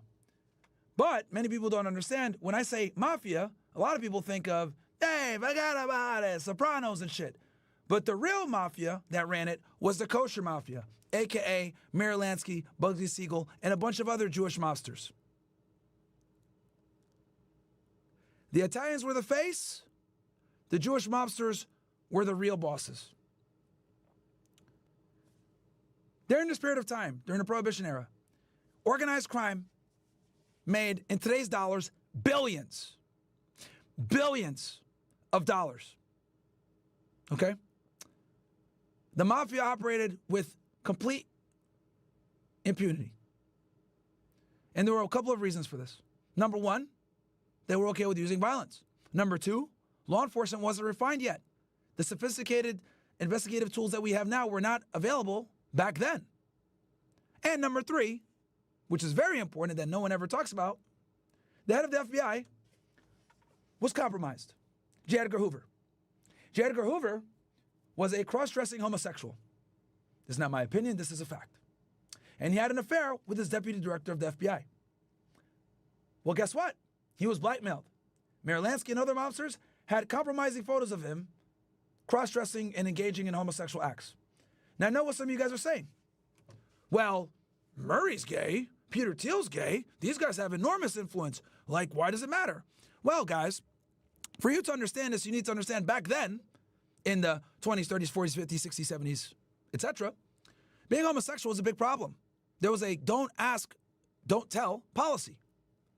Being gay would get your clearance revoked because being gay and people finding out about it could potentially put you in a compromising situation, which ironically enough in this case, J. Edgar Hoover was in. Why am I telling you this? I'm telling you this because this is why law enforcement was significantly constrained from going after the mafia. So this allowed the mafia to build up decades of resources, connects, power, and influence in the United States with zero fucking accountability. This is why organized crime was running rampant all across Chicago, New York, Las Vegas, which was built off of the mob, by the way, Miami, all the different crime families. The Italians and the Jewish mafia worked together and made billions of dollars. And they had law enforcement in their pocket. Now, why is this important? Because this is just one of many factions that were involved in the creation of the Zionist state that we have it today. Now, while organized crime was making all the money that it was making, we also had European Jews going to Israel. Okay? And these European Jews that were going to Israel were quickly realizing that the natives of the region, the Palestinians, were getting quite annoyed with them coming in and creating their settlements and kind of kicking them out their houses and everything else like this. This led to many skirmishes. These skirmishes all across the 30s and the 40s were done by Jewish militia groups, such as Rogan, Haganah, etc. These militia groups had weapons. These weapons were provided to them from post-World War II surplus weapons. Okay? Mind you guys, remember, World War II was huge. Weapons are all over the place. These weapons were illegally found and shipped to, well, they were illegally found in Israel, which back then was mandatory British Palestine. They were smuggled there from European Jews and from American Jews. Remember that organized crime crew? Yeah, those guys, they stole a bunch of these surplus weapons and shipped them to their Jewish brothers in Palestine to help the fight. Meir Lansky, Bugsy Siegel, Mickey Cohen, and many other Jewish mobsters felt a deep connection to the Zionist cause. So they did everything in their power to ensure that they used their influence, power, and money to get weapons over to Palestine so that other Zionists would be able to fight off the Palestinians. This led to the creation of Israel in 1948. So now we have Jewish American mobsters aligned with European Israeli Jews, and they have one common goal: to preserve the state of Israel. On top of that, you have wealthy Jewish businessmen in the United States who had built up an enormous amount of influence and wealth, also aiding the cause. This comes from the Sunborn Institute. Shout out to my guy Ryan Dawson. He talks about the Sunborn Institute a lot, but to make things very simple for you, it was a combination of wealthy Jewish businessmen, Jewish mobsters, and Jewish/Israeli politicians working together to ensure the preservation of Israel. Now, one president found out about this conspiracy. The guy's name was John F. Kennedy, and his brother was Robert F. Kennedy. Robert F. Kennedy did not like the stranglehold that organized crime had on the United States, that J. Edgar Hoover refused to prosecute. So when Robert F. Kennedy was sworn in as Attorney General, he went after the mafia that J. Edgar Hoover tried to avoid. Well, this puts Hoover in a bad spot because Hoover is gay. So now, RFK is tasking Hoover, the head of the FBI, because RFK is now his boss's Attorney General, chat. FBI director answers to the Attorney General. Now Hoover's put in a weird place. This was a big reason why they didn't like each other. Basically, in Hoover's eyes, we have something good going on here. Now this fucking guy wants to come in and fuck it up.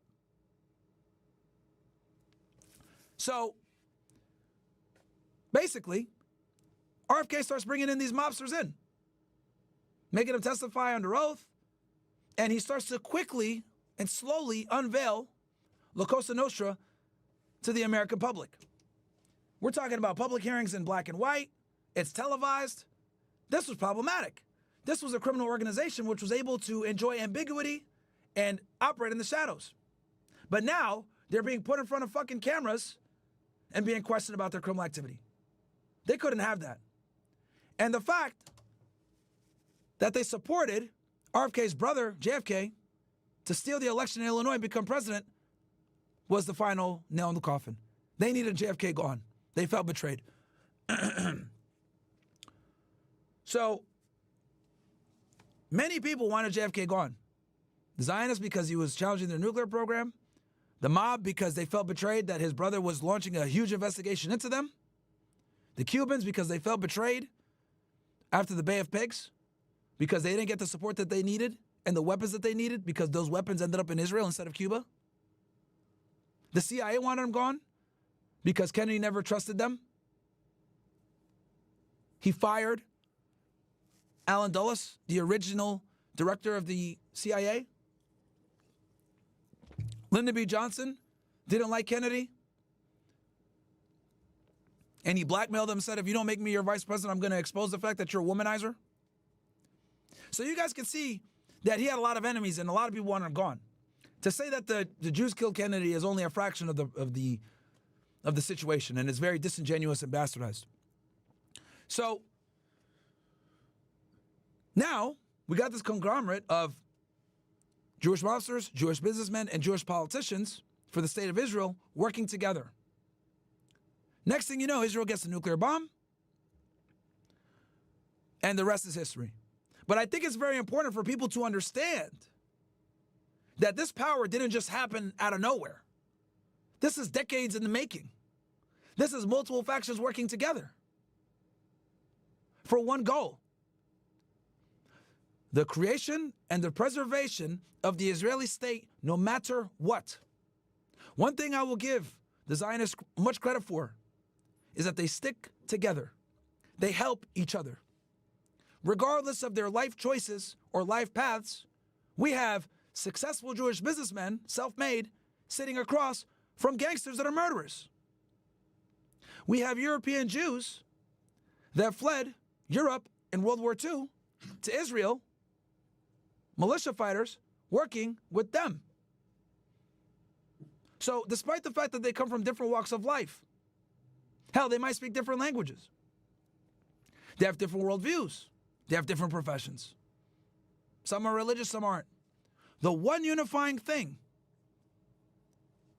is their ethnicity. And that is what led to the creation of the Jewish state, my friends. And the fact that people don't understand this and how they have so much influence, it started well over 100 years ago. Anyway, hope you guys enjoyed that little history lesson. I summarized a lot of that. There's obviously far more detail than just that, but I think it's important that you guys understand this is how we got to where we are now. Give me ones if that makes sense. I went over a lot there. Summarized like 50 years of history in a fairly quick monologue.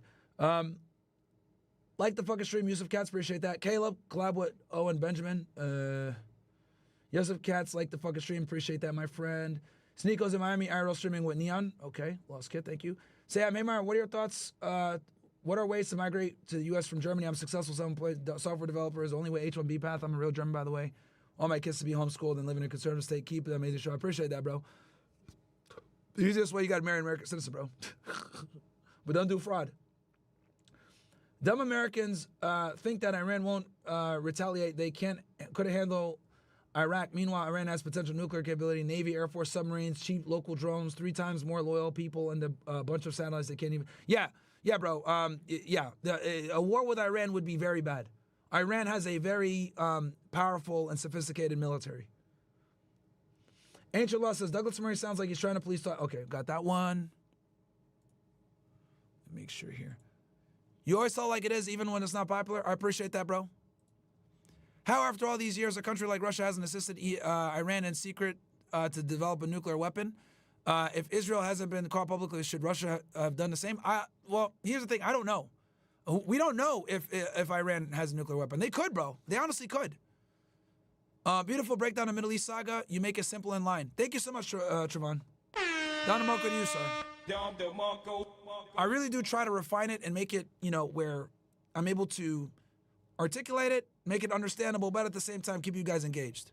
Because, there's a bunch of people that can sit there and drone on Israel, So I'm really trying to get you guys this information in a way where it's palatable, enjoyable, and you can retain it. Deconstruct says, short description of realism which contrasts with idealism in terms of political science and foreign relations. Okay, I don't think we have time for that, bro. The Freshest Dog, article that backs up my first chat. Oh, Israel invades Lebanon, Pentagon calls drops. Okay. Douglas is lying about the U.S. not being interested in Lebanon. I have older army buddies deployed there right now. Yeah, bro. Murray's an idiot. Martin, satanic fuck doesn't care. It says in their holy book that the goys are animals and every single goy isn't worth it. Yeah, we're familiar with the Talmud. Yes, bro. Martin, for fuck's sake, get a sub on to the NYT. Read, not just skim.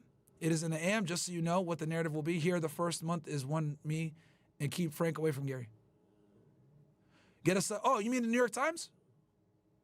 Yeah, I do have a sub to the New York Times, bro. Been reading.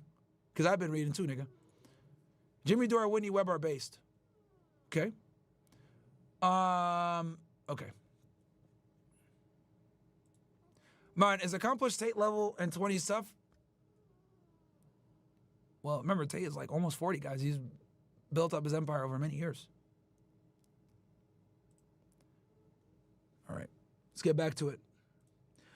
Guys, we are at 2,300 likes, man. Do me a favor. I just gave y'all a fire fucking monologue describing how we got here. So like the video, my ninjas. We got, what? Almost 4K. You guys watch it on YouTube, another 1,500. So we got about 5,000 plus in here. So, guys, like the video. Let's get to 4,000 live viewers on YouTube. Let's get to 3,000 likes. The faster you guys like the video, the more viewers come in. So let's keep cooking on here. And keep in mind, the show goes on, niggas, because we're still going to cover, okay? The show goes on! We're still going to cover Megyn Kelly and Matt Walsh. We're going to cover the counselor that sexually assaulted a student and blamed it on her husband. I know, crazy shit. We're going to cover the red pill. And then if we get time, we'll talk about the debate with Andrew Wilson and this dumbass chick. What I call cop-out censorship, right?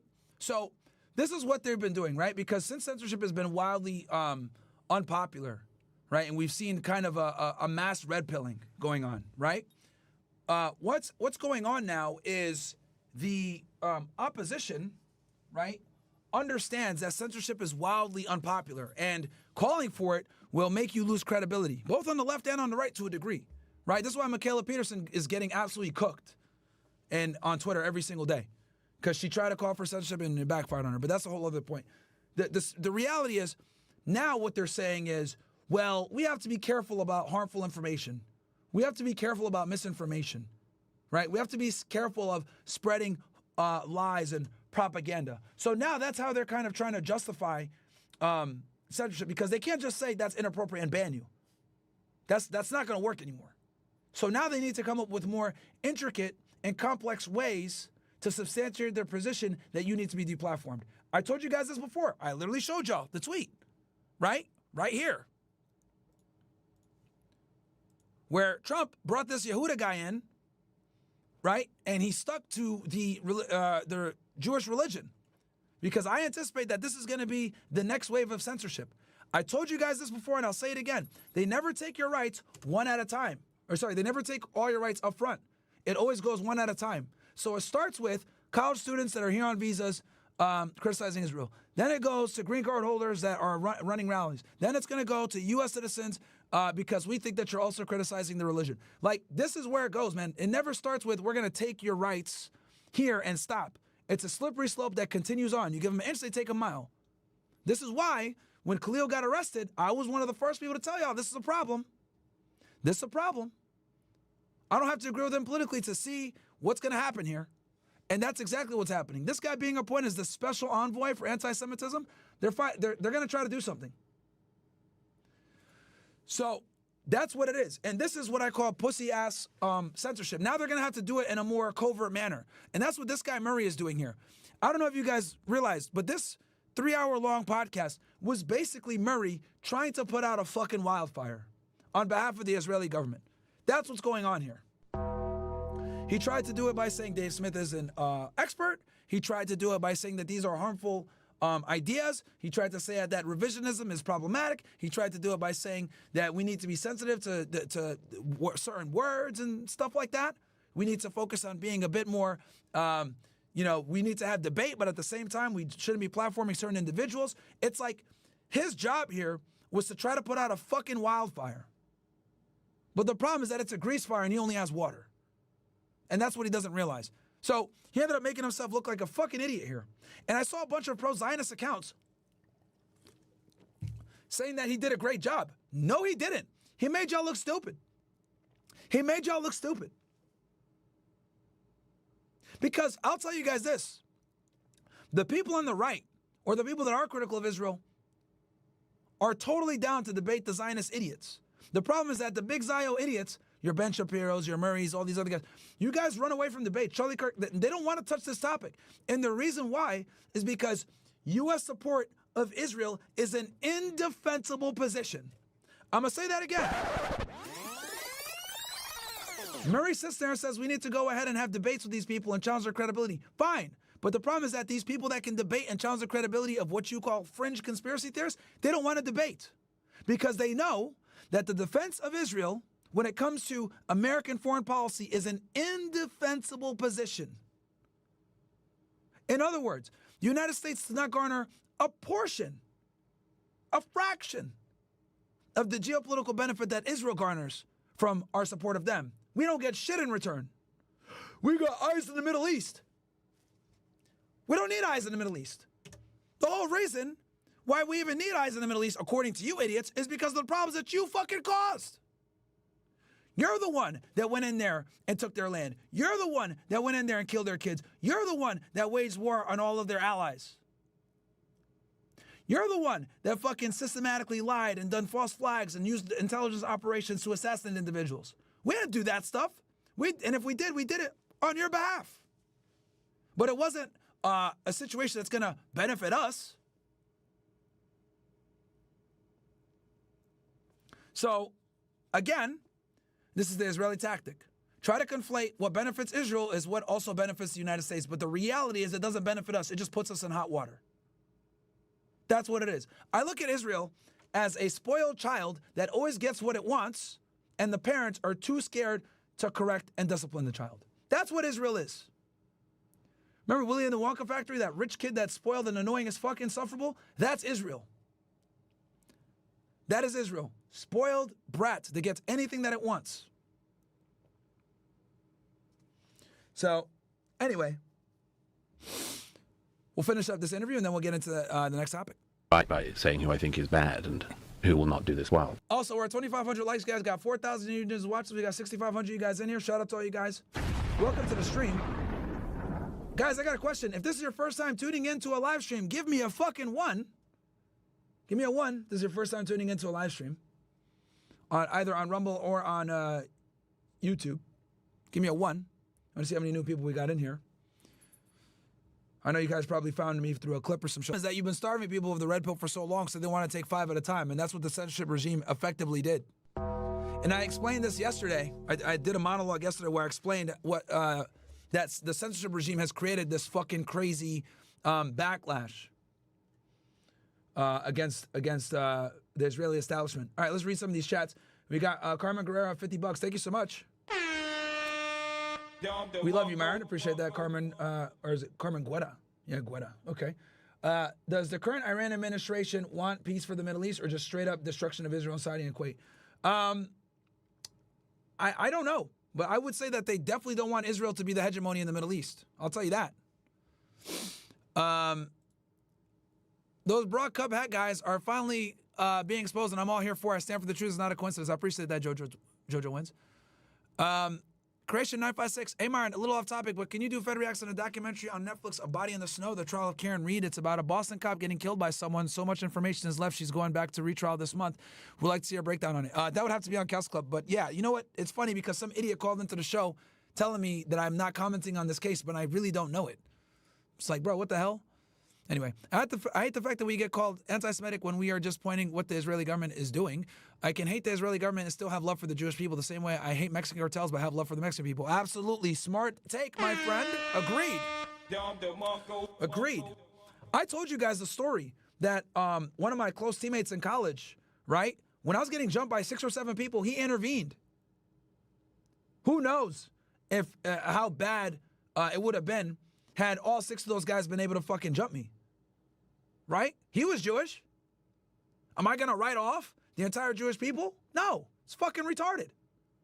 Because at the end of the day, when I got in a fucking confrontation on February 1st, 2010, in front of fucking Symphony 8 in Boston, right off of Mass Ave, remember this vividly in my head, 6 guys tried to fucking jump me when I was fighting with 1. My buddy fucking intervened and pulled like 3 of them off. Who knows what the fuck would have happened had he not been there? Why did I get jumped? I got jumped because basically a girl that was there left with me instead of leaving one of the weirdos there, is basically what it came down to. I was in the bar for 10 minutes. I went there to go meet up with one of my teammates who was fucking pissed drunk. So he had a girl with him, and her friend, who liked me, was there. So I went to the bar with my buddy to go get them so we could go get some food. I was in the bar maybe 10 minutes. And when we were walking out, I was stone cold sober. I didn't drink that night. It was my birthday as well, my 20th birthday. That's why I remember the day. As we're walking out, 6 of them are fucking there. I have my friend like this because that nigga's pissed drunk. And the 2 girls are with me. My other buddy that I came to the bar with, the Jewish guy, he was in the bar talking to a girl. So we're walking out. I got my buddy on my arm like this. He's fucking pissed drunk. 2 girls with us. Some dude says, hey, blah, blah. And I'm like, oh, shit, here we go. Because the reason why we left is because the girls felt creeped out by this dude. So he says something. I forget what it was. And I was like, bro, I don't want no problems, man. Like, what's going on here? Because he was drunk too, right? You're sober, you're dealing with drunk people. You're like, oh my God, bro, what the fuck?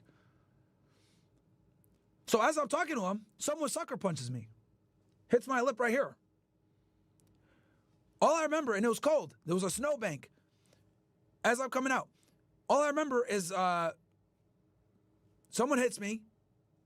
I grab the guy that I was in front of, and I start fucking wailing on him, right? But my jacket was over my head. I couldn't see much, so I was kind of like just using my spatial awareness of where I remember where he was.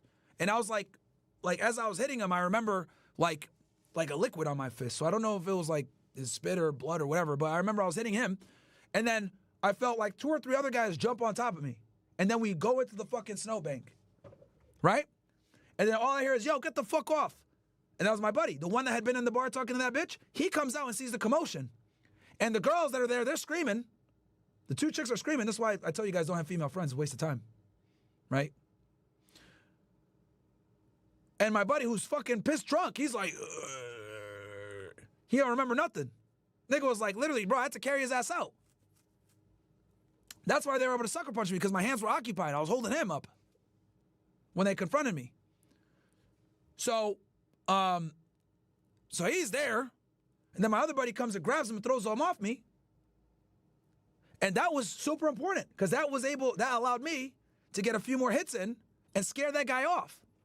And then the other ones ran off because the cops started coming and the screaming and commotion and shit. But who knows? Had he not been there, what would have happened? So, sorry, I'm not going to fucking sit here and be like, I hate all Jews. No.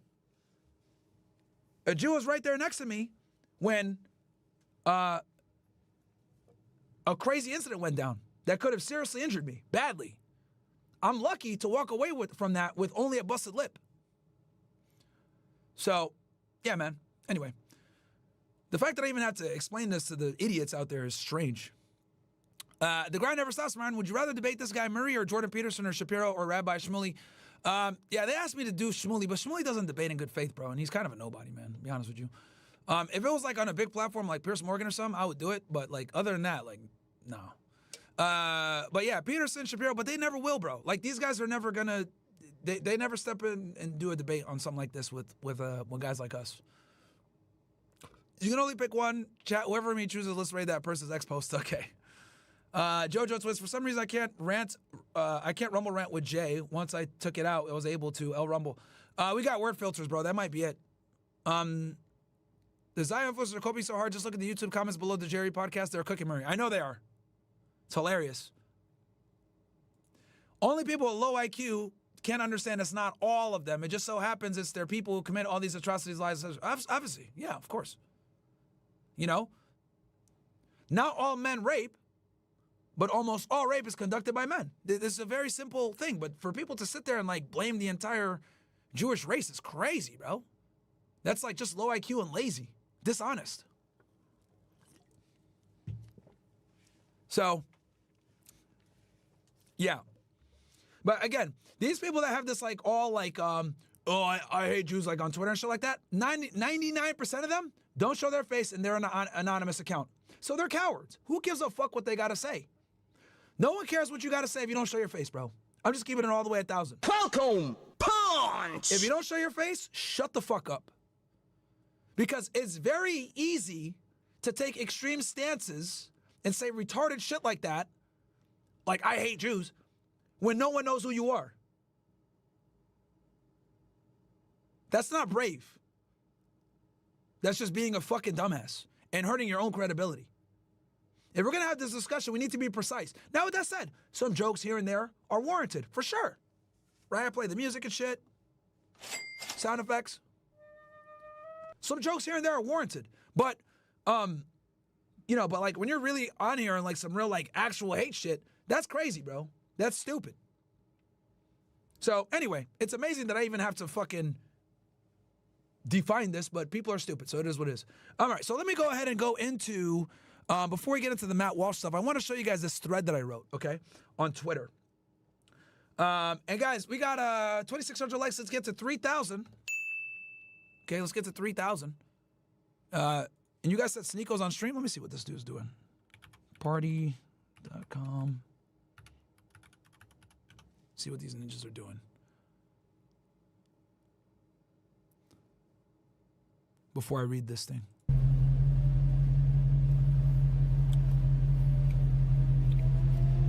Oh shit, they're at the boxing shit. Yeah, I forgot Brand Risk is doing something right now, right? Alrighty, let's go. When does the fight start? And he's there with Neon. Okay. Yeah, it should start pretty soon. I think you got him right on time, right? All right. Anyway, shout out to my guy Sneeko. Go check him out if you guys want. He's on Party. Okay, so let's go to this tweet. So I go here. I watched the comic Dave Smith debate, and I can conclusively say he made Murray look like an idiot and won the debate overall optically, as shown by the comment section. I mean, look at this comment section chat. Niggas are cooking and let's refresh this. Gaza, who rose up. How many views we got now? 2 million in basically 24 hours. 40 minutes in, here's a summary. I love when they ask Douglas a question, he responds with an exhausted sigh as if he can't believe he has to explain himself. Everyone who has been able to listen/watch this in its entirety should absolutely be given a medal for outstanding patience. Absolutely. Douglas is the personification of the British arresting its citizens for memes. I want to hear the conversation Joe and Dave had after this. As someone who's constantly looking for new ways to gaslight my friends in political chats, I have learned so much from Douglas in this podcast. I want to give my opinion on this debate, but I have never been to Joe's studio. Yeah, bro. It's crazy, man.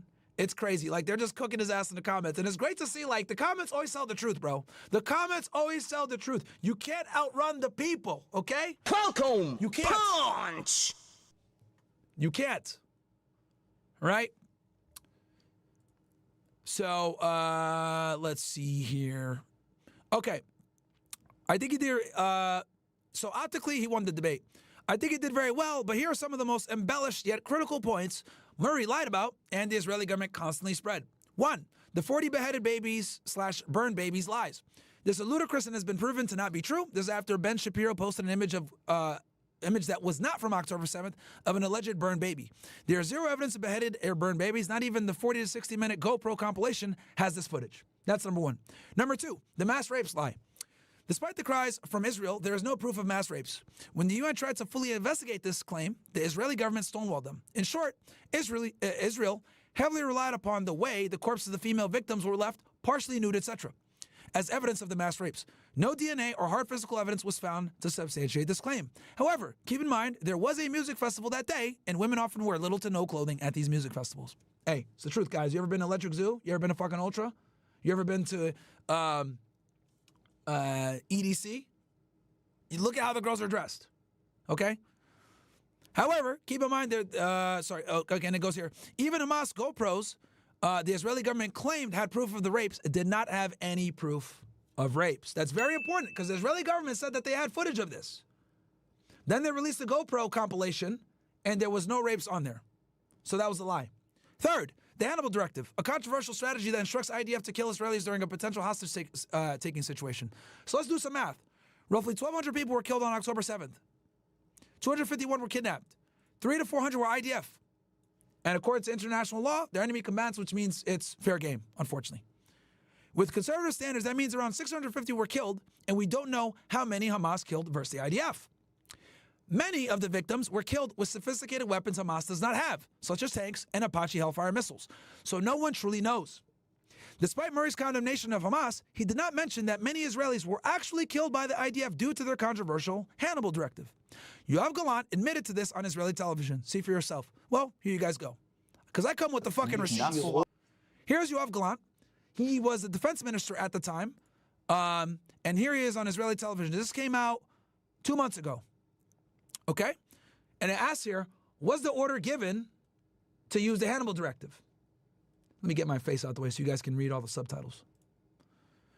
Was the order given to use the Hannibal Directive? And this is how he responds.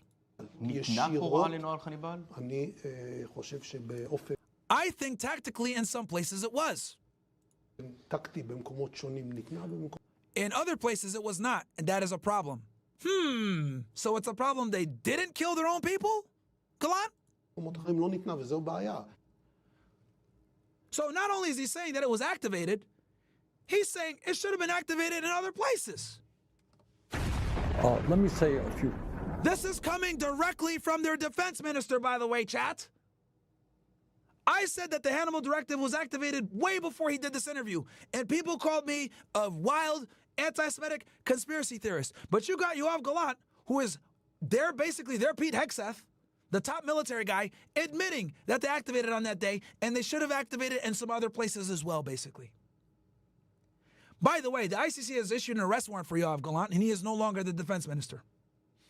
Now, here's a big one. Number 4, the bring the hostages back lie. This is probably one of the linchpins of this entire conflict.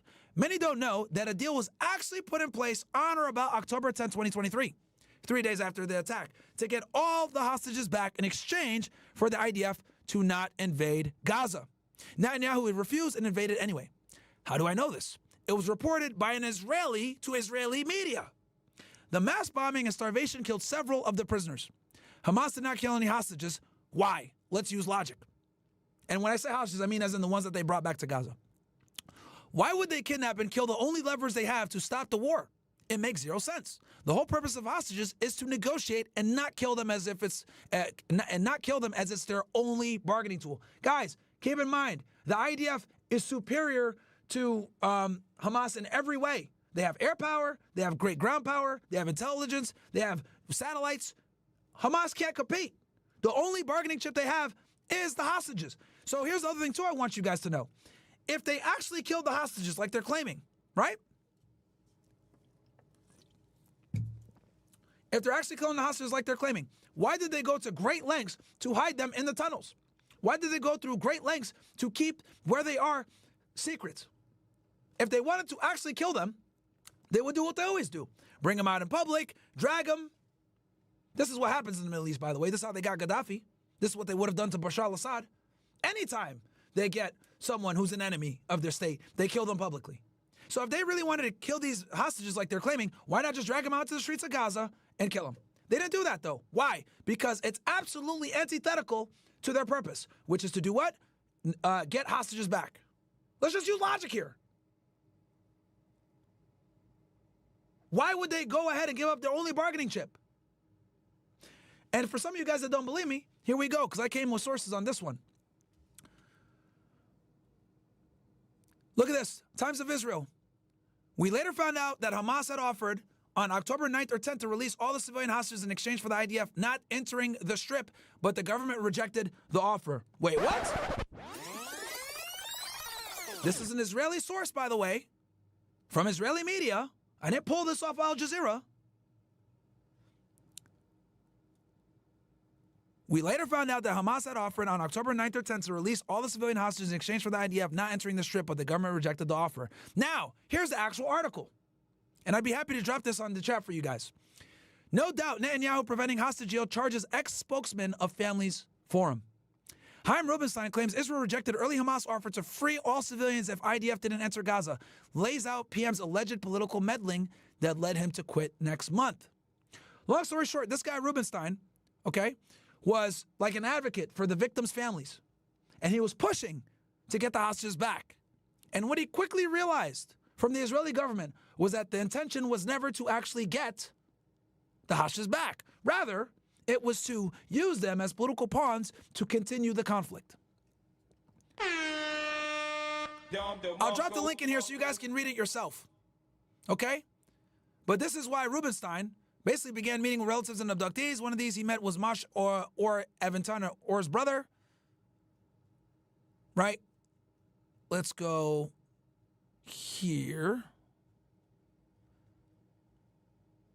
Okay, do you feel like the government was ignoring you? Absolutely. No representative of the government or the IDF had updated the families of the hostages that the IDF was beginning its ground offensive in the Gaza Strip.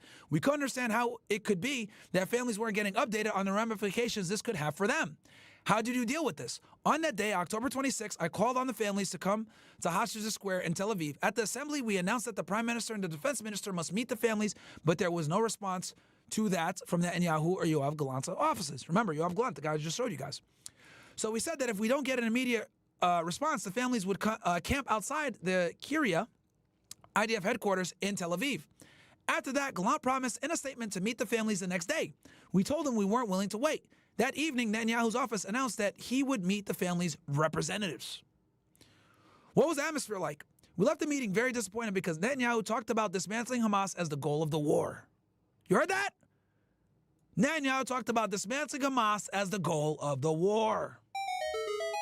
He didn't promise anything regarding the demand to return the hostages.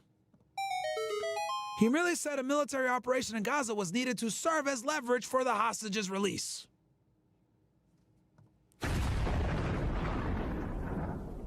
And then, back to what I told you guys before, we later found out Hamas had offered on October 9th or 10th to release all the civilians hostages in exchange for the IDF not entering the Strip, but the government rejected the offer. Did Benny Gantz and Gadi Eisenkot support your effort, or were they not active on that front? 5 days after the war began, the centrist opposition National Unity Party joined the emergency government, with its leader, Gantz, getting a spot on the 3-member war cabinet and MK Eisenhower becoming an observer in the key decision-making panel. Both Gantz and Eisenhower are former IDF chiefs of staff. We work with them all the time. Anytime we wanted to meet with them, they agreed. They pressured Netanyahu to make a deal, but Netanyahu sidelined them. The families are still asking Gantz not to leave the government, as many government critics have increasingly been urging them to. You guys know why? Because he's tired. Netanyahu wants him gone because he's tired of him asking about the families and the hostages. How come the first hostage deal was relatively quick, 53 days since the war began, but the second deal has been pushed back off for 200 days? Rubenstein said that he has no doubt that the protest march to Jerusalem that he organized brought about the November deal in which over 100 women and children were released in exchange for a week-long truce in Israel freeing female and underage Palestinian security prisoners. The main reason is Prime Minister's refusal. On the one hand, Netanyahu told the families that the price, likely the release of countless Palestinian terror convicts, isn't a factor. On the other hand, he's holding on to all sorts of security excuses to prevent the deal. So what do we observe here, guys? We see the doublespeak, we see the contradictions, and we see the lies. At the beginning of this podcast, I gave you guys a monologue and explained to you about why the hostages were never really the intention in the first place, and how they're being used as political pawns to continue this wider conflict all across the Middle East. And some of you guys said, oh, Myron, conspiracy theory, blah, blah, blah. So I have an Israeli source here, and the person that pretty much represents all the hostages' families telling you that Netanyahu has been lying and has prioritized the war and destroying Hamas over the hostages. Yet, when he does press releases, what does he say? Our number one objective is to get back the hostages.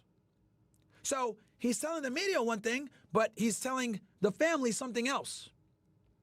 And this guy is extremely credible. Why? Because he was the representative negotiator on behalf of the kidnapped victims' families. And this comes from Israeli media itself. This fact alone, this one fact alone that I'm showing you guys, discredits the entire fucking war. The cold hard truth is, Israel could have gotten their hostages back days after this incident occurred, but they chose not to, because Netanyahu chose war over peace. Now, I'm going to go ahead and play devil's advocate here.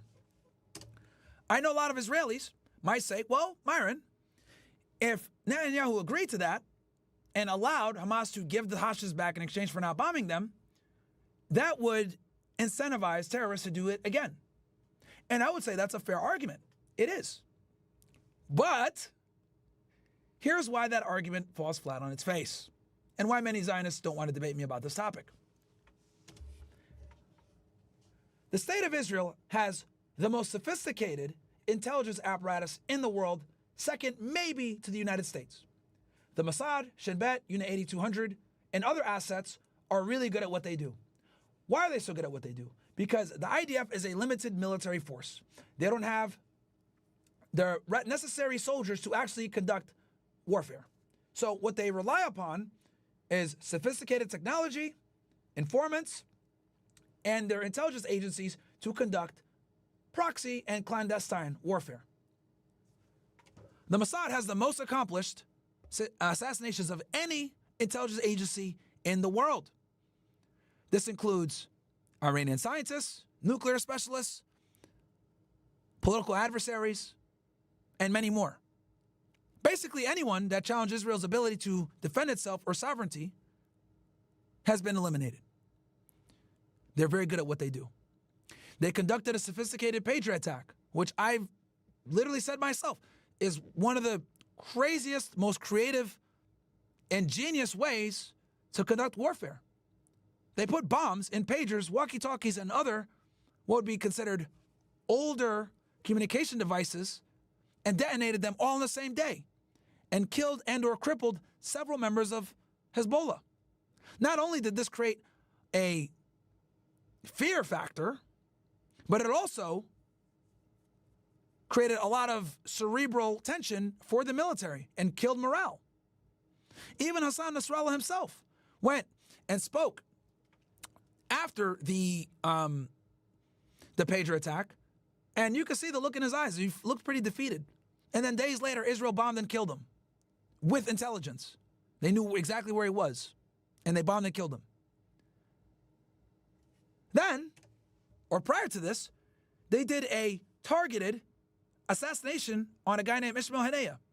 He was in Tehran, Iran. He was in their enemy territory, and they were able to put a bomb in one of the rooms that he stays in oftentimes and blow it up. They killed him and his bodyguard. Precision. Why am I telling you guys all this? I'm telling you guys this. Oh, and one more thing.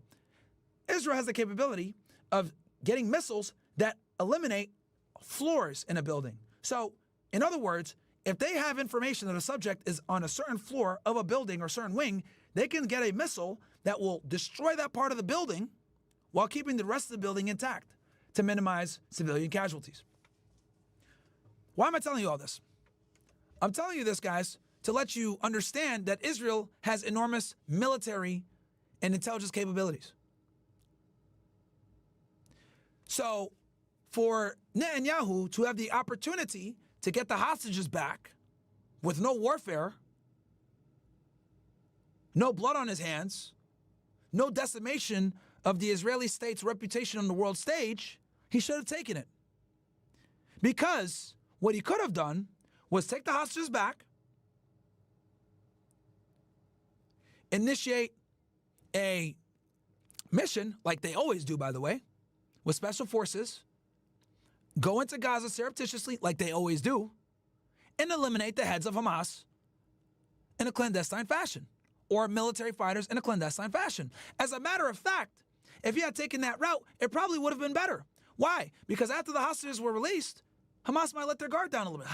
Okay, we could chill. All right, that stress is gone. They're not air bombing us. We get back the hostages, we're good. They'd be a bit more relaxed. Great. Now, leverage your sources. Israel has thousands of Arab sources, Palestinian, Egyptian, etc. Leverage the sources, use your special forces, eliminate them that way. But he didn't want to do that. He wanted to just say, fuck it. I finally got the justification I've been looking for. I'm going to bomb these motherfuckers to hell. But what Netanyahu didn't understand is that this would destroy the state of Israel's reputation on the world stage and lead to the mass awakening that you guys are currently seeing going on right now in the United States. So, to bring this all back and put this on a bow for you guys, if you want, next time you're debating a Zionist about October 7th, you can simply say, Netanyahu had the opportunity to get those hostages back, but he chose not to. He chose war instead. He chose to bomb instead. He chose to attack Gaza from an indiscriminate standpoint. And in the process, not only did he kill innocent children and innocent people, because Gaza is 50% underage, by the way. Half their population is literally children. He did it, and he could have gotten the hostages back. When they have a capable intelligence service that could have went ahead and eliminated these targets of theirs without all the bloodshed. Now, I'm not delusional. I know that would have taken years. It would have taken him maybe twice, 3 times as long to get Hassan Nasrallah, to get Ismail Haniyeh, to get Yahya Sinwar, like he did in a year. It would have been much longer. But he's absolutely tarnished Israel's reputation in the process. And, again, don't forget, he had a personal incentive to do this because he was going through a trial. So what's the bottom line? Netanyahu recklessly disregarded the safety of his hostages and chose to not get them back so that he can bomb and destroy Gaza, level it, wage a war on all its proxies, and stay in power while simultaneously avoiding jail. And that, my friends, is a cold hard truth that no Zionists can deny. And this is why they're scared to talk to people like me or Sheikh Suleiman. When you know all the facts, you start to realize that Israel's war on terror or defending itself is inexcusable. Give me what's there, Chad, that makes sense, guys? We're cooking it today, bro. This has been a very educational podcast, man. I've been throwing a lot at you guys, and I'm glad that you guys are still here. We've been maintaining strong.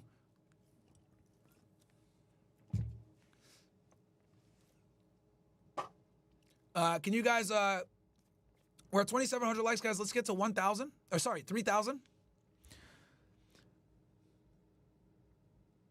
So now we're going to go ahead and transition over to Matt Walsh and his debate with Megyn Kelly.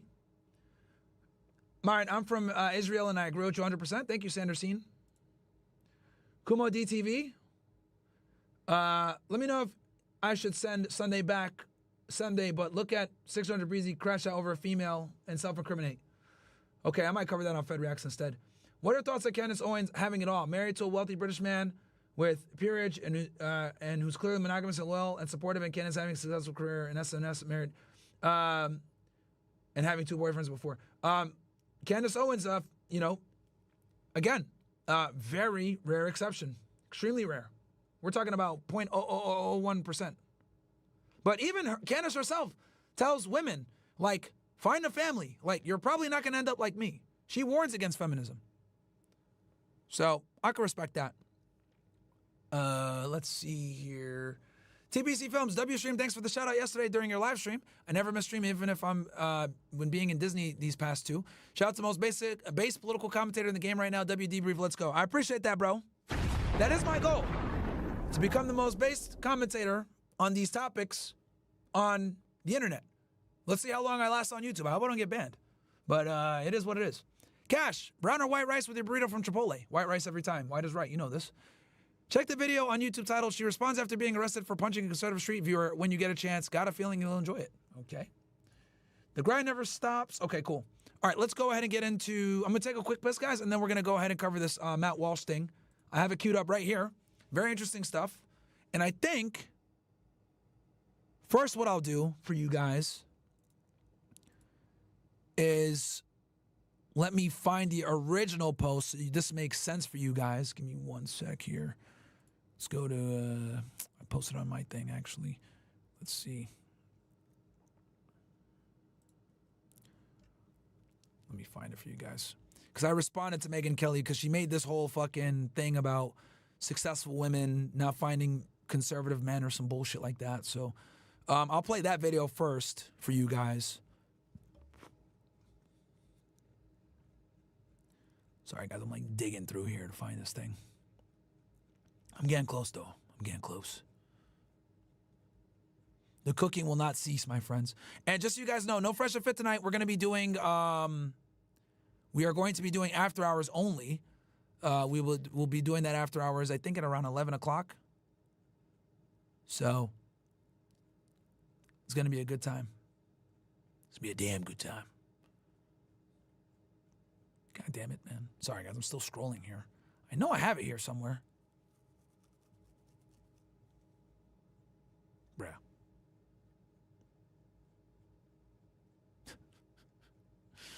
Oh, man. Well, while you guys wait, like the video for me. Appreciate it if you ninjas like the video. That'll be huge. It'll help with, obviously, getting out there in the algo. So now we're switching from geopolitics and foreign policy into the red pill, man, and feminism. See, man, we diversified over here, baby. We cover multiple things.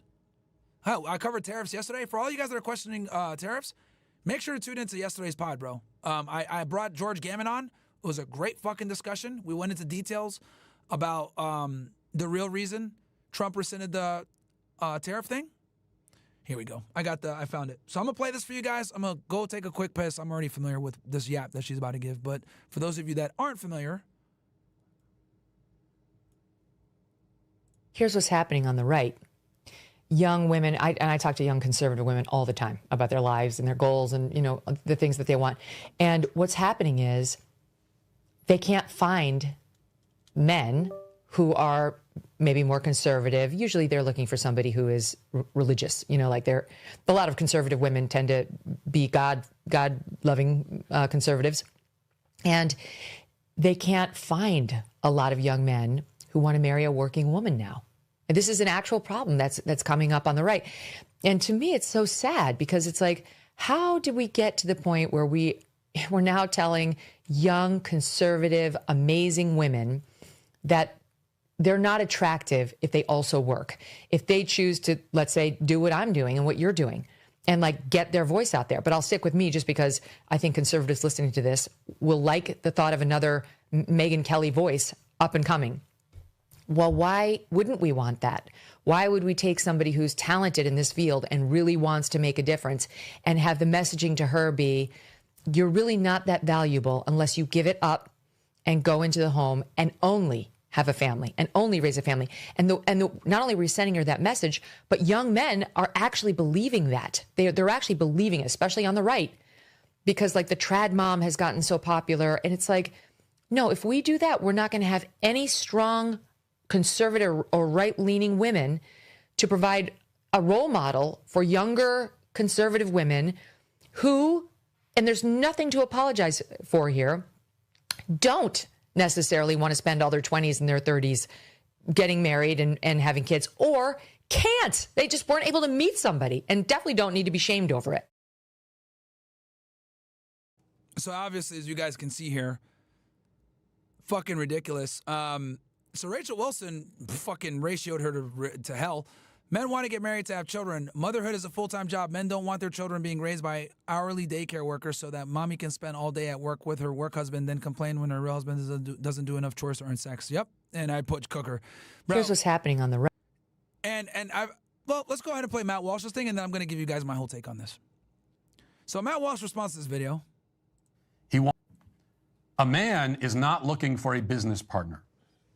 He's not looking for someone to provide for him. He wants a wife. He wants a mother for his future children. He wants a helpmate. He wants a woman, not a man. This is not a new phenomenon. Megyn calls this desire of young men a problem that is coming up on the right. But it's not a problem, and it's not coming up. Kim Iverson responded in agreement with Megyn and said that she, quote, doesn't get this trad wife trend. But what she's calling a trend, or what Megyn says is just coming up, is in fact the norm. It's the way human society has been organized since the dawn of civilization. A young man seeking a woman who will have his children and prioritize raising them and keeping a home is doing the same thing that billions of other young men have done since time immemorial.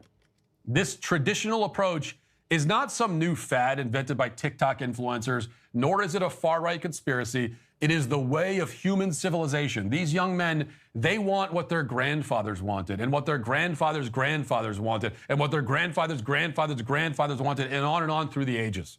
The trend, the fad, the new thing, Megyn, is feminism. However you feel about career women who find their value and purpose in the working world, there's no question that they are the ones doing something new. Feminism sent women out of the home and into cubicles and boardrooms. Feminism convinced many women to desire professional success over and above family and children. And now feminists are angry that men were not reprogrammed along with them. Okay?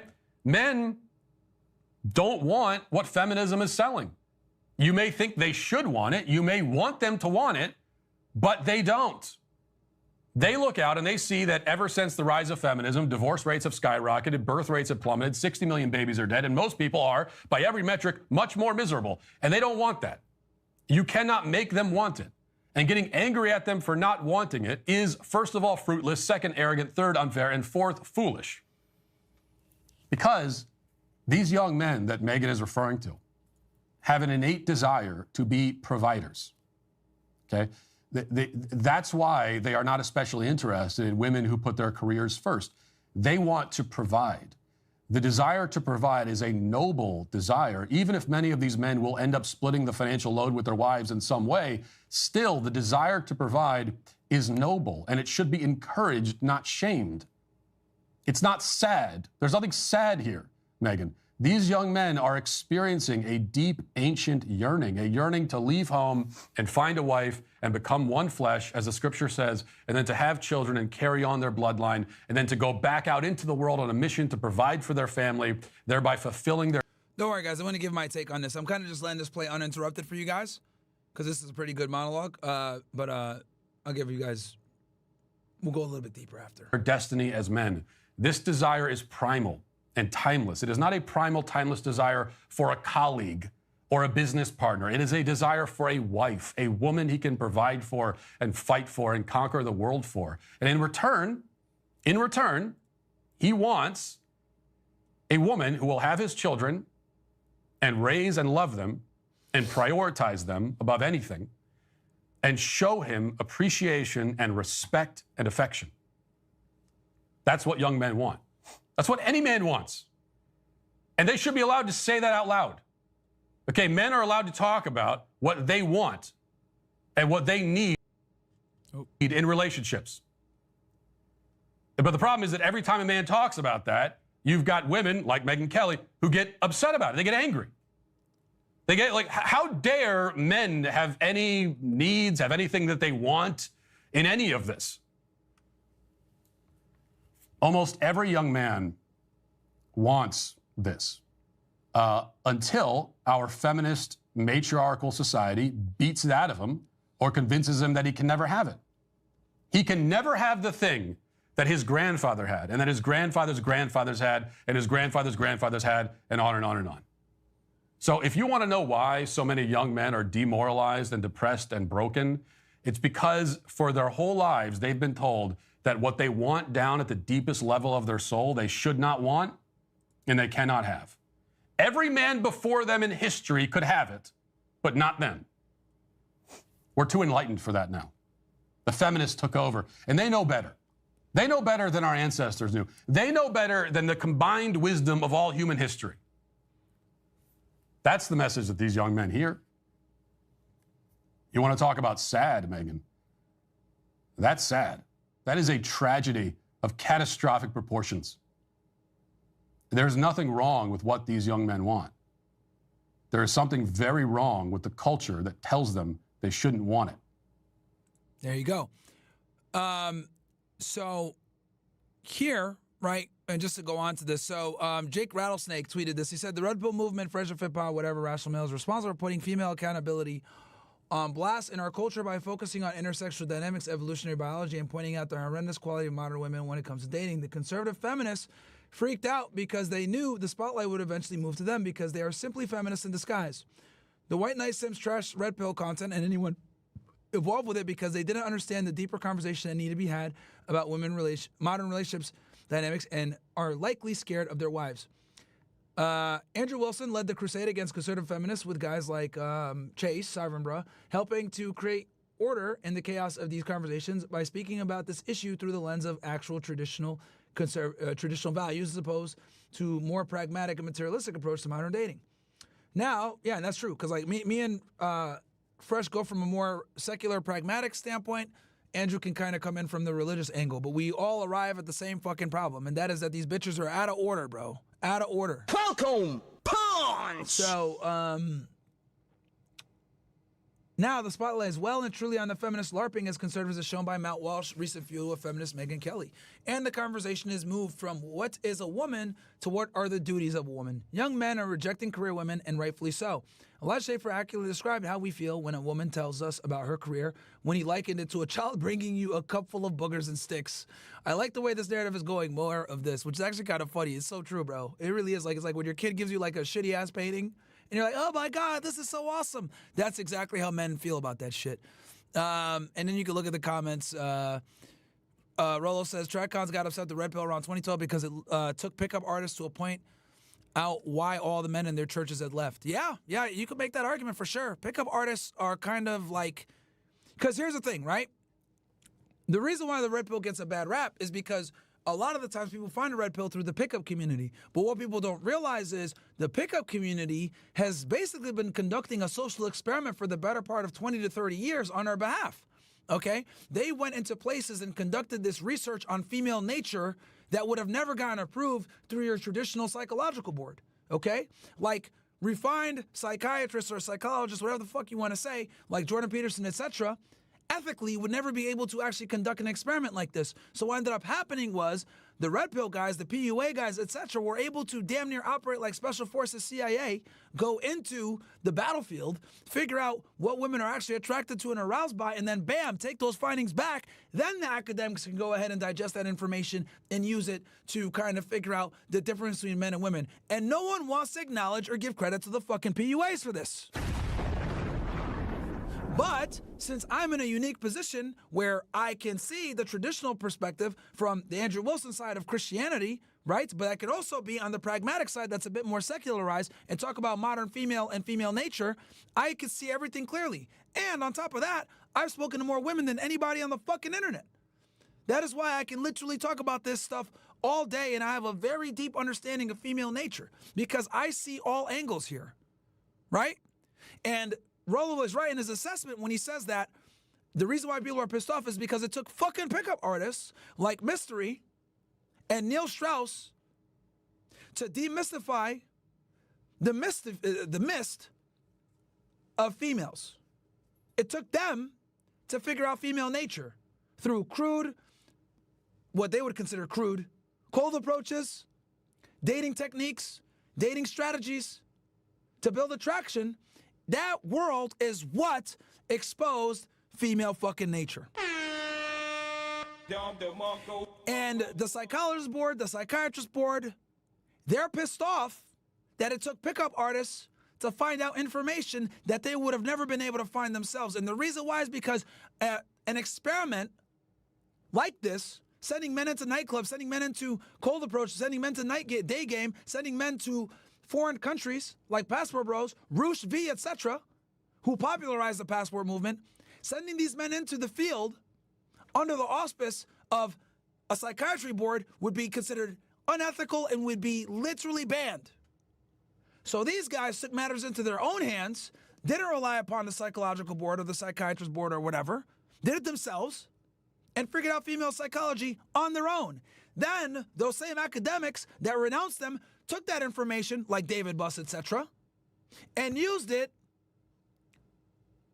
to refine and solidify their female psychology assessments. And that is the truth when it comes to the Red Pill and when it comes to female nature and why they're so angry about it and try to demonize it all the time. Because the people that originally started it were fucking pickup artists like Mystery. That's why. Now, with that said, I do have something else here for you guys that I wanted to show. Because the problem here also with like people like Megyn Kelly, etc., is that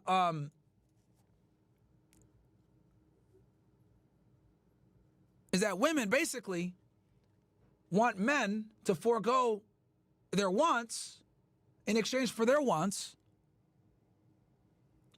But the reality is that women would never take us seriously if we did that. I'll give you an example, right? So I literally said this. Here we go. I'll just show you the tweet. It's incredible how women would never accept a feminine man that wears heels, but they expect us to accept a masculine career woman. This adds to my point that women simply lack empathy to the male experience because there is zero burden of performance on them to attract men. And that is a cold hard truth. Women don't have to work for male validation or male attention. They don't have to work for it. So since they don't have to work for it, they can behave however they want. Since they can behave however they want, there's no incentive for them to learn what men want. And that is why we end up in this situation now where modern women are fucking clueless, thinking that it's okay and it's appropriate to get a career and then try to tell their boyfriend or husband what to do. And the only men that have the balls to talk about this are guys like me or other men that have some type of status or income to be able to tell women, fuck you. This is not how this works, bitch. You follow me, not the other way around. And I'm unapologetic about it. Everyone else, a lot of the times, is too cucked and too scared to tell women to shut the fuck up. We need to make telling women to shut the fuck up great again. And I said it. I truly mean that shit. We need to make telling women to shut the fuck up great again.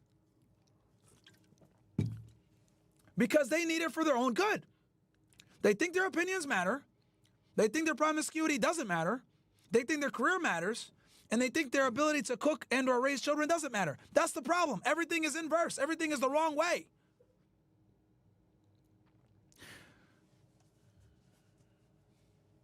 Telling your woman to shut the fuck up once a day, keeps the feminism away. One more time for you guys.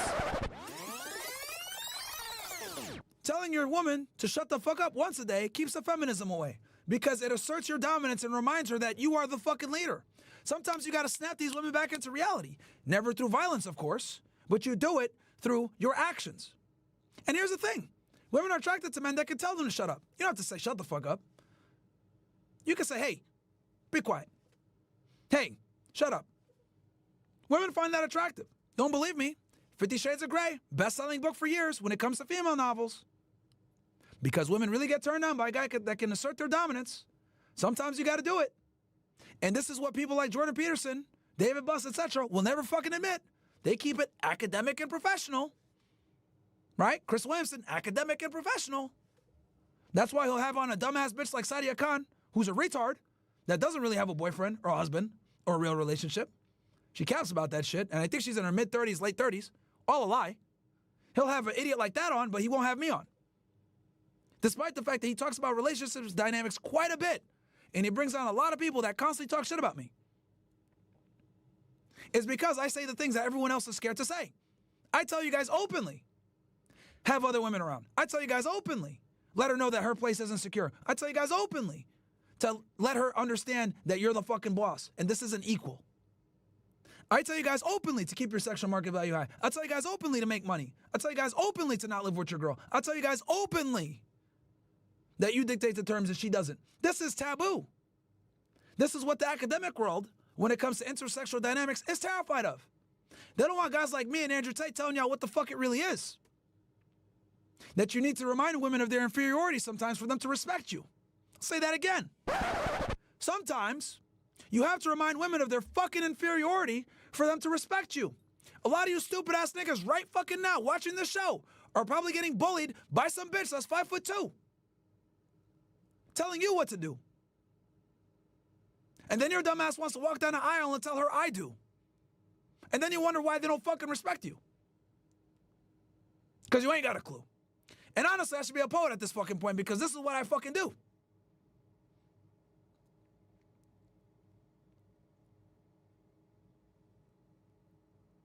Women only respect men that they feel are superior to them.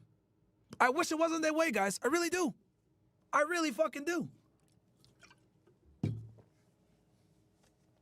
But unfortunately, female hypergamy and the need to marry and date up has made it where being a nice guy, being a gentleman, no longer garners the same level of respect. And I would make the argument a lot of times, the reason why women don't respect it is because they make their own money. So since they make their own money, they don't need to sit there and tolerate a nice provider beta guy. They want the bad boy. They want the excitement. They want the fun.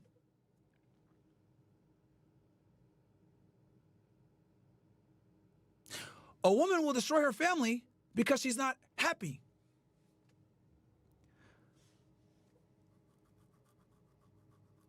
But a man will destroy his happiness for his family. Say that one more time for you guys. This is one of the ugliest truths out there. But a woman will destroy her family because she's not happy. But a man will destroy his happiness for his family. Men are told, do what's right. Women are told, do what's right for you. If you don't believe me, I got the numbers to back up my claim. 80% of divorces initiated by women. Alimony paid for men to women 90% of the time. Women get custody of the kids better than 90% of the time.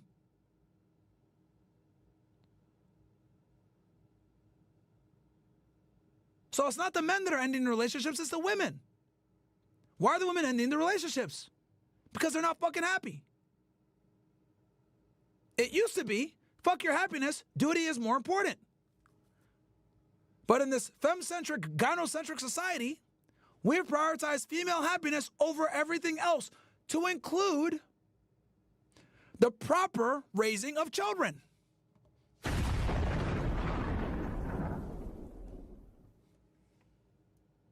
We've backseated the nuclear family and a two-parent household so badly that homosexuals like Dave Rubin can adopt fucking children. Do you guys not see where we're going here? Again, we've destroyed and crippled the nuclear family so fucking bad, and we're so desperate to put kids in two-parent households that we're allowing gay men to adopt children. And this is all a byproduct of the instability that feminism created, which tells women that their fucking happiness overrides the nuclear family success. Once again, I've said this before and I'll say it again. Feminism is pretty much the starting point for almost all of societal degradation.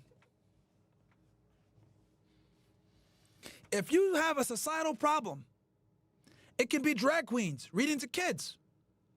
It could be the over-masculinization of the modern woman. It could be the plummeting marriage rates, the sky-high divorce rates, the spikes in male and female depression rates, the lack of women that are able to get married, all of it. The crime, the outrageous fucking crime in the black community, where 8% of the American population, namely black men, are committing 60% of the violent crime. All of it is attributed to feminism and the single mother household, where it comes back to the fucking premise I told you guys before.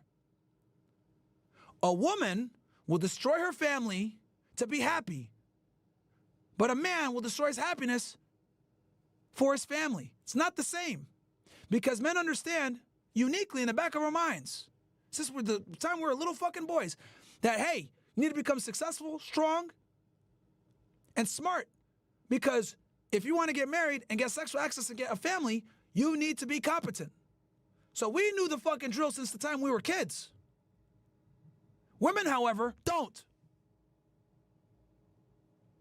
We're basically raising our little girls like we're raising our little boys. And unless your kid ends up being gay, he's not going to be attracted to that. It goes against our hardwiring. We don't want to date ourselves, ladies. I don't know how many times I have to say this over 5 years, but for all you stupid feminists out there that want to talk about your career, we don't care. We really don't care. Because at the end of the day, your career doesn't benefit us. All it does is it gets in the way.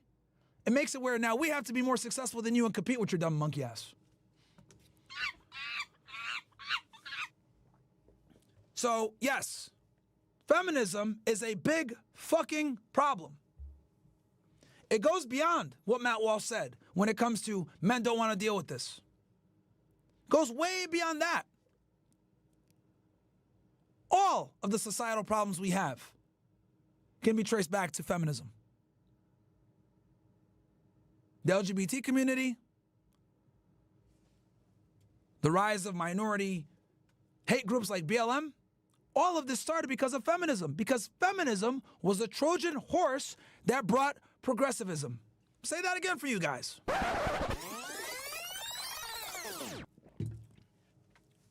All toxic liberalism, leftism, progressivism, whatever you want to call it, Marxism, communism, all of it came from the Trojan horse of feminism first. Because in an effort to come off as good people and give equal rights and civil liberties, we let the Trojan horse of feminism in, and then everybody else came in alongside it. Feminism is the reason why we have kids being adopted by two men.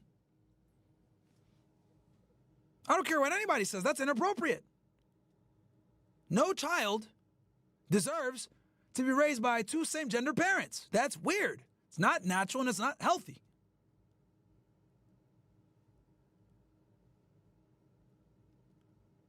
If we want to have a strange, deregulated sexual marketplace, that's fine. We shouldn't be subjecting children to that shit.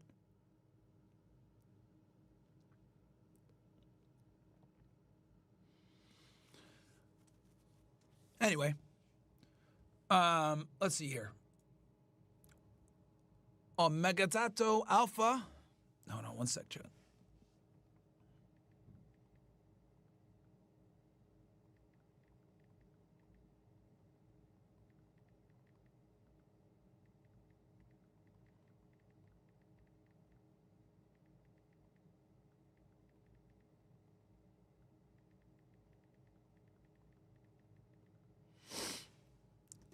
All right, women are told to pursue high-paying jobs to be independent, while men are encouraged to seek high-paying jobs to support others. Do you not see the hypocrisy in feminism, W. Myron? Absolutely. That's what I mean. This is why men are totally willing to destroy their happiness for their family, because that's what we've been told from the beginning. Men are told, don't cry. Men are told, don't show emotion. Men are told, suck it up. Since the time we were little boys, we were taught to suppress our emotions for the betterment of others. Women, however, are not taught this shit. They're taught, do whatever feels good for you. Do whatever makes you happy. That's what women are told. It's a big difference from what men are told. Be a man. Do the right thing. Suck it up. Don't cry. What do all of these statements mean?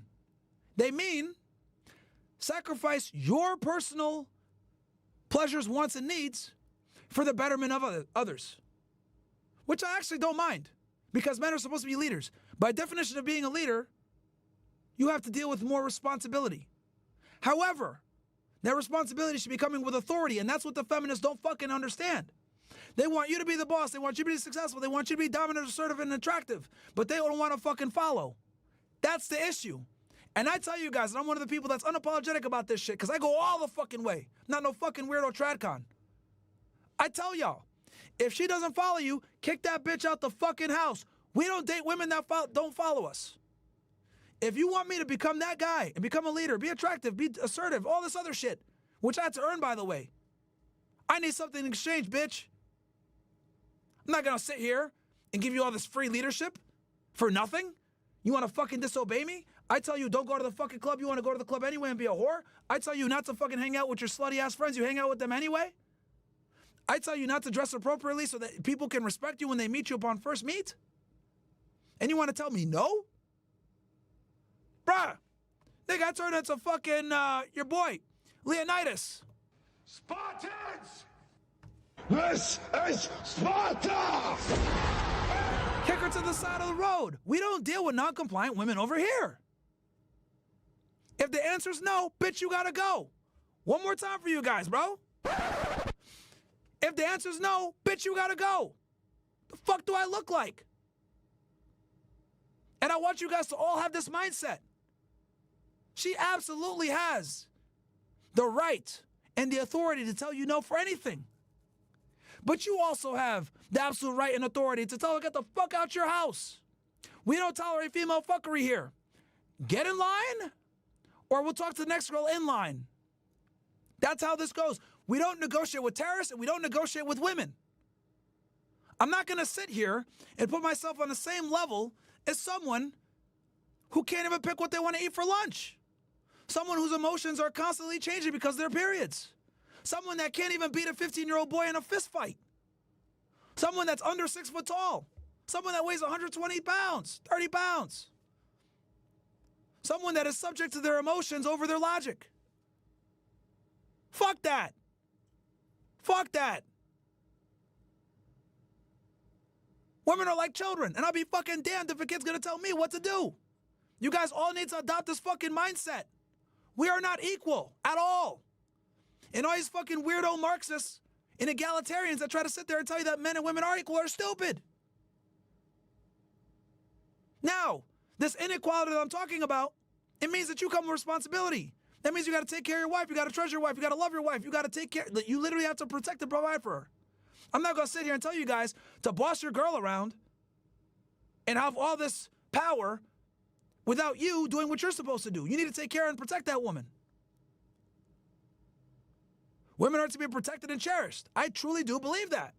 But if we're going to put our life on the line, I need to make sure I'm putting my life on the line for a woman that fucking deserves it. Not all women are worthy of this type of treatment.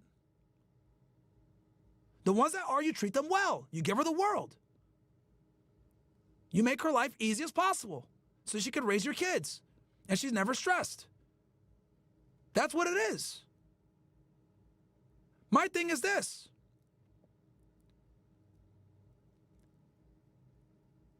If women want to be feminists and chase a career, fine. Do what you want, but don't sit here and try to tell me that I should be attracted to that shit. And I'm definitely not going to tell my audience to go fucking look for that shit. Pursue your career on your own and be subject to the fucking pussies that will tolerate your masculine-ass behavior, but we ain't. And guys, if you do find a girl that does well by you, she does what you say, she obeys you, she's submissive, she's an aide, fucking give her the world, bro. I have no problem with y'all take care of your woman. I tell you guys all the time, men are supposed to be breadwinners. Your girl shouldn't be working. And you don't fucking work. Can I see how she comes on camera all the time? She's always happy, good-ass mood. And you don't work. Women shouldn't suffer. That's your job as a man. She needs to be happy. And women are always pretty happy as long as you're upholding your end of the deal and being the protector and the provider. So look, I'm all for authority, but you also need to be responsible for that authority. Goes both ways, man. She obeys you and submits to you, but you need to be worth being obeyed and submitted to. And that's what a lot of you guys fuck up. A lot of you guys try to sit there and dictate terms with your girl, but you're going half on the bills. A lot of you guys try to sit there and dictate terms to your girl, but she's stronger than you, or you're fat, or you're a loser. Triple chin motherfucker. You need to be worthy of being followed. And that is the masculine journey, guys. That is the masculine journey. But here's the difference. When I tell you guys this, you guys aren't mad at me. You're not saying, oh, fuck you, Myron, I'm not going to do that. No. You guys know I hold the guys accountable way more than the women. Because I know it starts with the man. I could be honest with the men. I could tell them, yo, you need to be the fucking breadwinner. What's wrong with you? And men will accept that burden of performance. But when I tell women to not be sluts or follow their man, then they get mad at me. Oh, I don't like the way you said it, Myron. Your misogynist. So I don't even care about them anymore, like fucking helping them out. They're not going to listen. The only thing I can do is get through to the men that are willing to listen to real criticism and real advice and get them to become the leaders and then get the women to follow their lead. I ain't going to change no female's mind. I'm just not. They're too fucking brainwashed through feminism and too mad and triggered by my language to get it. And I don't really care. My goal here isn't to really help women. Right? I have helped a few. Some girls are super fucking smart, sharp. Listen to my podcast and are able to take out the information that I say and not allow it to trigger their feelings. Some women are capable of doing that, but very few, man. Very few. Anyway. White trash question for you, Myron. If an ex-girlfriend of a man decides to become petty and seek revenge because she is angry and hooks up with the said man's father, should he disown his father? That really is a white trash question. That's just bad, bro. That's really bad. That's really bad. I think it would depend on certain circumstances. Women are told to pursue high-paying jobs, be independent. Oh, got that one. Modern feminism reminds me that there are women out there that want their man to be the beast and the prince at the same time. Exactly. W Stream, thanks for the shout out yesterday during your stream. Okay, that was TPC. Good, I got you. And no, guys, if you guys are really enjoying, if you guys are watching me on YouTube right now, which a lot of you are, the reason why the video looks so good, by the way, is because my guy TPC Films helped me with this, right? He helped me with the lighting. As you guys can see, we got that nice cinematic look because I told him exactly how I wanted things to be. And he helped me with getting that cinematic look with the cut. So if you guys are enjoying the stream, especially on YouTube, watch it on YouTube, guys. We got 4K on fucking YouTube. You know, keep a tab open on Rumble too, because Rumble is the home base. Fuck YouTube. On YouTube we could stream on 4K though, and that's how you guys are able to see what's going on. So yeah, shout out to TPC Films for helping me with that. Really trying to upgrade the camera quality, and then I got a fourth camera that I'm going to be putting up for that above the head angle that you guys hate so much. I'm bringing it back, niggas. Would you have Norman Finkelstein on your show? Absolutely. I don't know how to get a hold of him though. Like, these old guys, like, don't respond to their Twitters, bro. It's weird. Sanders Sen, our corrupt government, including Mossad and Shin Bet, turned blind eye on purpose to let the 7-10 happen. What more you have to know is that the Nova party originally was supposed to be in a different location far from the Gaza Strip, but 7 days before. Yep, that's true. Yeah, Hamas did not know about it. Goonie, my girl doesn't like me watching you. She says you're misogynistic. What should you do? Well, if she's watching the show right now, hey, dumb bitch, shut up and go make him a sandwich. We don't care about your opinion. There, you're welcome. Okay, we got AGP with the big $100 fucking super chat, bro. He says, I'm so tired of ad hominem non-arguments and people claiming to be experts that act as though anti-Semitism is because of Top H or that mustache man just popped up out of thin air while simultaneously admitting the 66 million Christian Holocaust in Russia by them boys. I know, and just so you guys know, he's talking about the Bolshevik Revolution. When the Bolshevik Revolution took over, you know what the first law they made was? They made anti-Semitism laws where criticizing Jews was illegal. Amen. And then that led to the literal murder of millions of Russians after. White Christian Russians, by the way. So that's the censored history that they don't want you guys to know.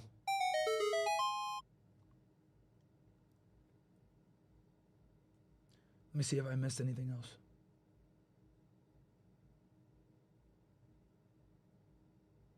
All right, I think we're caught up on the chats.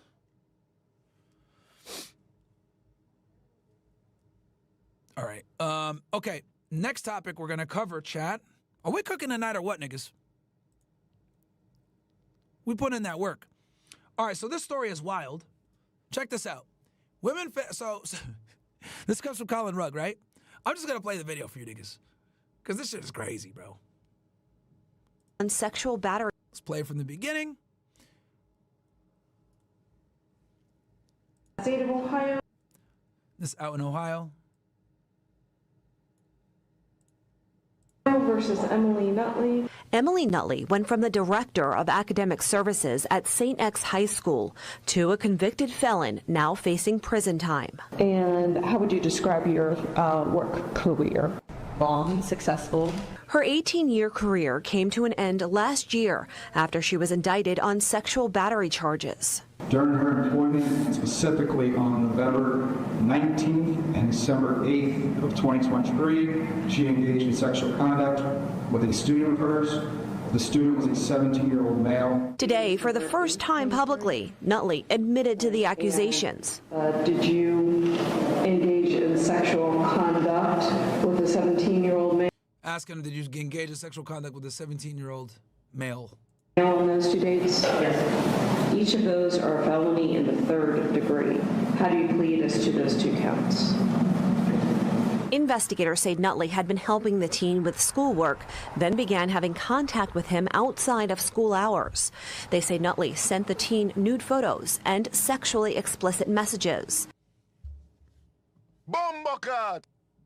Then began to have a sexual relationship with the teen, both on and off school property.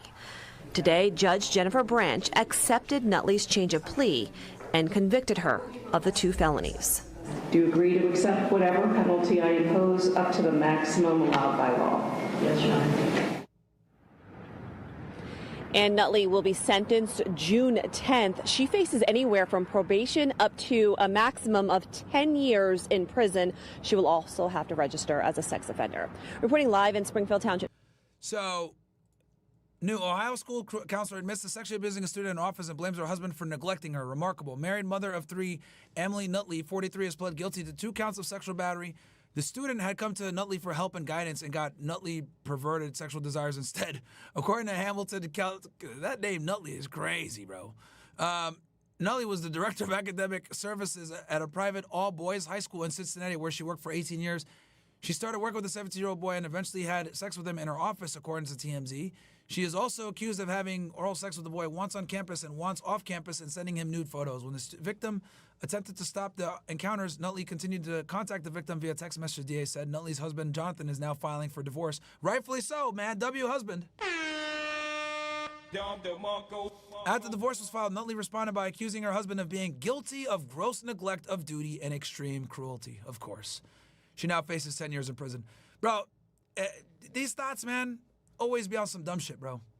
But the fact that she, like, blamed her husband for this is crazy, because I'll tell you guys this. If it was the other way around, it would be cooked. And again, remember, guys, you know, I do believe in double standards, but when it comes to the law, it's supposed to be blind justice, right? When it comes to the legal system, it's supposed to be fair and equitable. Well, when it comes to justice for men versus justice for women, it's completely different. Like, if it was a fucking dude that did this shit, this nigga would be going to jail for hella long. And if he blamed his wife, could you imagine? Yeah, man, I had to go ahead and do this stuff with this chick that's underage because my wife wasn't fucking giving me attention. She was neglecting me.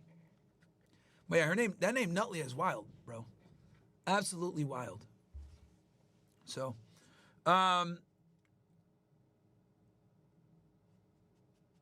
who gaslights better, 304 or them boys? They're both good depending on the situation. And guys, we got what? 6,000 you guys? No, like 5,000 you ninjas in here, man. Do me a favor, guys. Like the video. We are at 3,100 likes. Let's get to 3,400. Let's get 100% engagement, guys. Let's get 100% engagement. It seems like you guys have been enjoying the stream so far. I introduced you guys to Leah earlier. Sometimes she just comes up to me and wants to get some attention and shit. She's a good dog, though. She just doesn't like Frank. She always barks at him. So if you hear, like, random barking, it means that Frank is close by. I see. Now, look at this nigga shows up now. Bro, aren't you supposed to be sedated? How do you still have energy? Here, come here. Here's Frank, guys. You guys can see he has a little tape on his arm here. They think they drew blood from him and sedated him earlier. He had, like, really bad diarrhea, guys, and he was puking earlier. I don't know what he ate or whatever. He's better now, but he puked all over himself, man. We have to take him to the groomer so he can get clean and stuff. But as usual, he's looking great and majestic. We just can't feed him today, the doctor said. So, you cost me a lot of money today, buddy. Cost me $1,000. The hell, man? You're lucky I love you, bro. Anyway, come here. Oh, God, you're fat. This guy is huge, man. He's literally, he's almost 50 pounds, chat.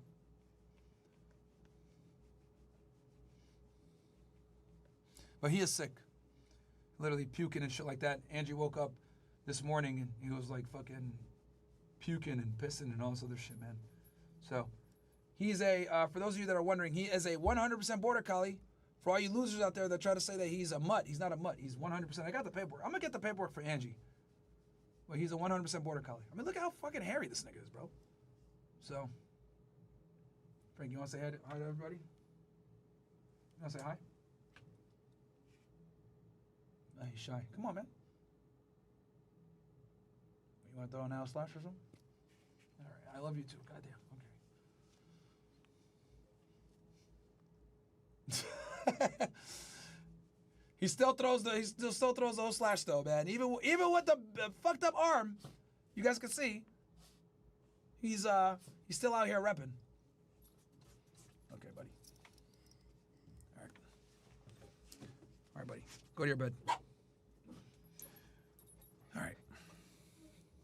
All right. So The bill was like $1,100, chat. It was like $1,100. He fucking they gave him a bunch of medicine. He has a very sensitive stomach, chat. Like if Frank eats like anything that he's not supposed to, he'll get sick immediately, bro. That's like the only negative of Frank. He has a weak stomach, man. So I have to be super careful what I feed him. Or if he eats like random stuff. So that's what it is. Even meat. If I give him meat that's like fucking seasoned and stuff, he'll get sick. He'll literally fucking puke or diarrhea. Mostly diarrhea. So, but yeah, he's 11 months old, chat. 11 months old, 100% border collie. Brown and white. Two-tone. Greenish, brownish eyes, as you guys can see. Nigga's handsome, bro. He's the master race. And he's literally, compared to other dogs, he's like, if we were to like compare like human beings, he's like a genius. In dog IQ, he's a genius. Mind you, guys, you guys, I got the receipts. You guys saw. I was walking this dude when he was like 3 months old, like 4 months old, no leash. Taught him tricks really early. So he's smart as hell, man. So, anyway.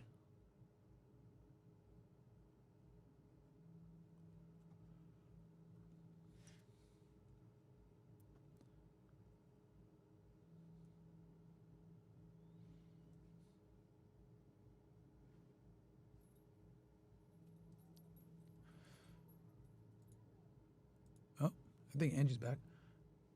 Maybe, I don't know. All right, so what's the next one? What is the next topic we're supposed to cover?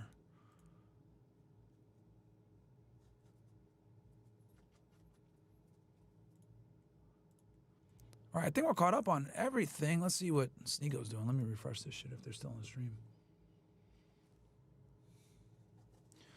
It's 9:10 right now.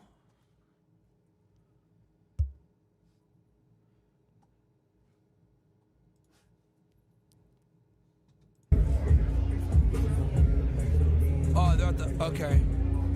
They're at the boxing event, the Brand Rest boxing event. The bitches get 1K. Oh. And we get 300.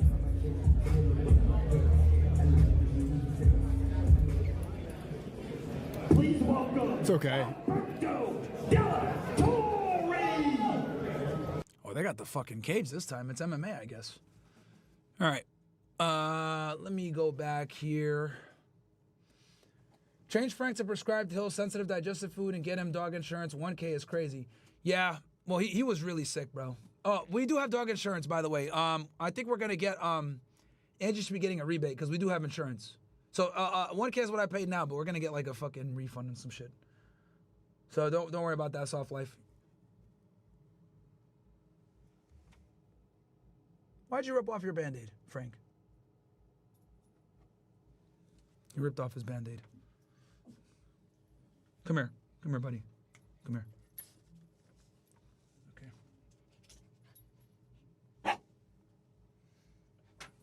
Okay, go to your bed. All right. Sorry, chat. All right. So they're at the boxing event. Let's see what else is going on here. Actually, we can go on Kick. Let's see what's going on with these guys on Kick. Because I think Aiden is like streaming this shit. Hey, if Vivian crashing is fine, to see the promoter down. What the fuck?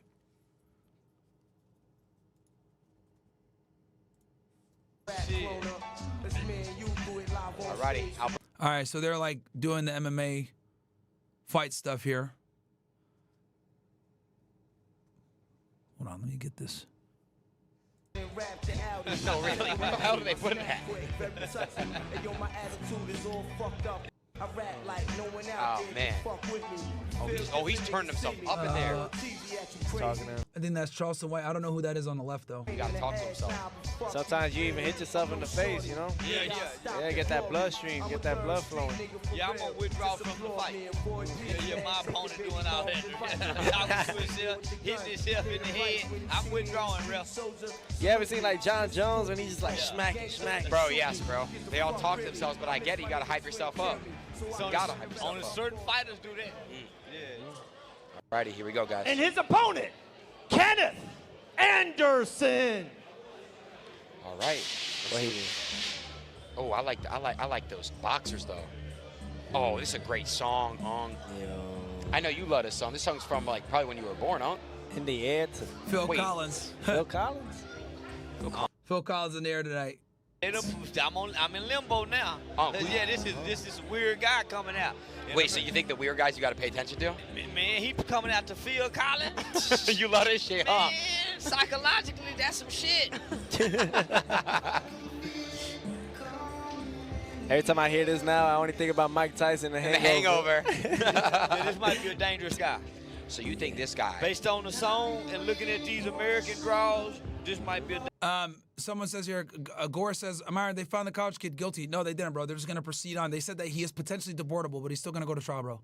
We covered that earlier with Mahmoud Khalil. Myron, could you please do a history stream about the Mideast post-World War II? I know nothing of Saddam, Bin Laden, Saudis, Libya, Iran. I covered that quite a bit earlier, bro. You might have just tuned in earlier. I covered, I covered more of the Zionist angle, but I could do something on the Middle East. That would be, that'd be a full stream, though. Detail. Yeah, I'm going with him. Oh, pass right by him. All right, so I'm just muting it a little bit because I don't want to get hit with the copyright. They're gonna fucking, anytime you play this shit with music, it gets crazy. So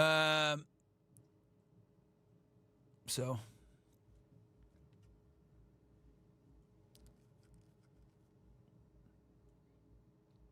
right, let's see, is it off? Cool. Thank you. We're good though.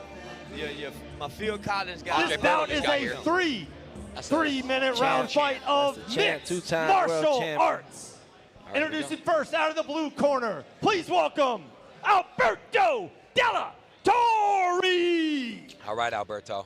His opponent fighting out of the red corner. Give it up for Kenneth Anderson. Yeah, Alberto and Anderson. Doing that young Jedi type pose. What's up, Berto? Yo, baby. What's up, Berto? How are you, bro? Nice to see you, bro. All right, here we go. Here we go, ladies and gentlemen. Here we go. Ready, sir. God bless. It's gonna be a great fight. All right. Oh shit. Them long arms, long legs. Right to it, right to the grappling. This is what you get with MMA, though. But you gotta love it, because this is just more physical, more personal. Oh, he's right in the ground already. Anderson's body is long, so it's gonna be hard to. He looks like a spider. Man, I'm telling you.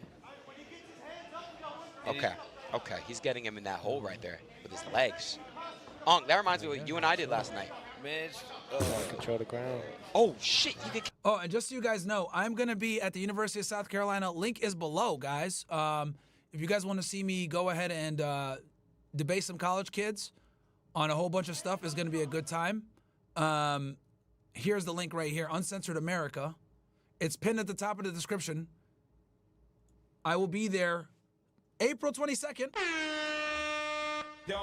University of South Carolina. We're gonna set up a tent, do some debates with some kids, with some college kids. Well, not really kids, they're adults. And we're also going to go ahead and be doing a speech. So I'm gonna do a speech and I'm gonna do a tent debates with some college students. So it's gonna be a good time. University of South Carolina, April 22nd, and just make sure you are there. Tickets are already quickly selling out. On day one, we sold 50 right away, and I didn't really announce it like that. So it's probably like double or triple that by now. So anyway, let's go back to the fight here. Where'd it go? Oh, it's kick. Okay. So much movement, so much. He's good. Look how he's using his feet and his leg. Oh, he's good. He's very flexible, huh? Yeah. Does that hurt, though? Like, if you're getting flexed up around like that? I don't know if you noticed, but Kenneth is actually grabbing the cage with his toes. Yeah. That could be another form of making sure that he doesn't move him. Gotcha. We got about 55 seconds of this round. Chat, what you guys think about the first MMA? Is he tight? Who's got him right here? He's not causing much damage to him. Berto got to move his hands, man. Definitely got to move his hands. Yeah. Show the judges something. He's keeping his head centered in his chest where he really can tag him pretty good. Right. Alberto's really got that power, bro. You love to see it, chat. Uh-oh. Hold on a second. Nope. Okay, now here we go. It's up to Alberto at this point. These guys, yeah, create that space. Man, that's great. That's great defense. Great defense. Man, great defense. Oh yeah, look at that. He locked his left hand up. Uh-oh. See how he moved? Great 10 defense. seconds. He's not landing much. Uh-oh. Hold him. Hold him. Hold him. 4, 3, 2, 1. Wow, Oh my God, Great guys, defense. that was great. Oh, I love that. I ain't Great gonna lie. ground and pound by Alberto. MMA kind of crazy. Holy shit. I give it to, bro, I'm not gonna lie though. Don't count Kenneth out. He's not giving up. He's not giving up, Chad. He's got to go back and regroup, and now he knows. Yeah. Now he knows he got to create that space. No, that's right. That's damn right. What you looking at? I didn't realize, man. You saw me look at that? Yeah, I did. It was by accident. I try not to. You didn't mean to? Nah, man, white girl surprised me, shocked me. Oh, okay. Yeah. She shocked me. They normally don't be that round walking through. Right Well, there, that look. power that Alberto got. Yeah, absolutely. Kenneth is trying his best, though, while on the ground. He missed a lot of shots. It's crazy, Tio. It's so different boxing and MMA. See how they slowed the camera down right there? That's what, you see how the camera Production slowed team, down? yeah, you crazy for that.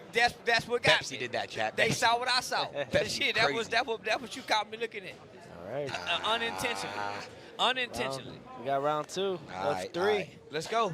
Got a couple marks on Kenneth right now. He looks a little bit tired. Shit, man, he was fighting for his life down there. Oh, right my back. God. He don't want to go back to the ground. Shit, Kenneth. Right back to Yeah, that's the worst thing you want to do. He's get getting back on the gassed ground. out by being in that position. Man, shit. Hit big heavy guy on top of you. Yeah. And just Trying pounding to- and pounding Yeah, on you. man. Oh, yeah. Yeah, trying to take you to Pound Town. Oh my God. He could try to get the choke. He could submit him right here. Yeah. It's kind of, he can get a little tight space. Okay. Oh my God. Oh, shoot. He might have to stop this. Ref might have to stop this. Uh-oh, ref. He got out. He got out. No? Oh, hold on a second. change That's of not position. good. That's not good. Alberto is doing very well. Bro, Alberto goes, oh no. Hold on a second. No, he's not. Yeah. They called it. That's it. Good call. Yeah. Wow. Alberto. That's a monster right there. Ooh. He means business. That's a monster.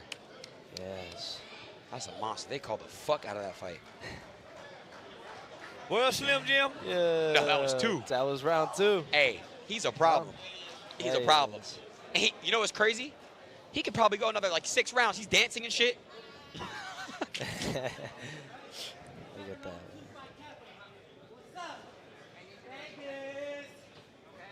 Straight from Las Vegas. Flew right in here.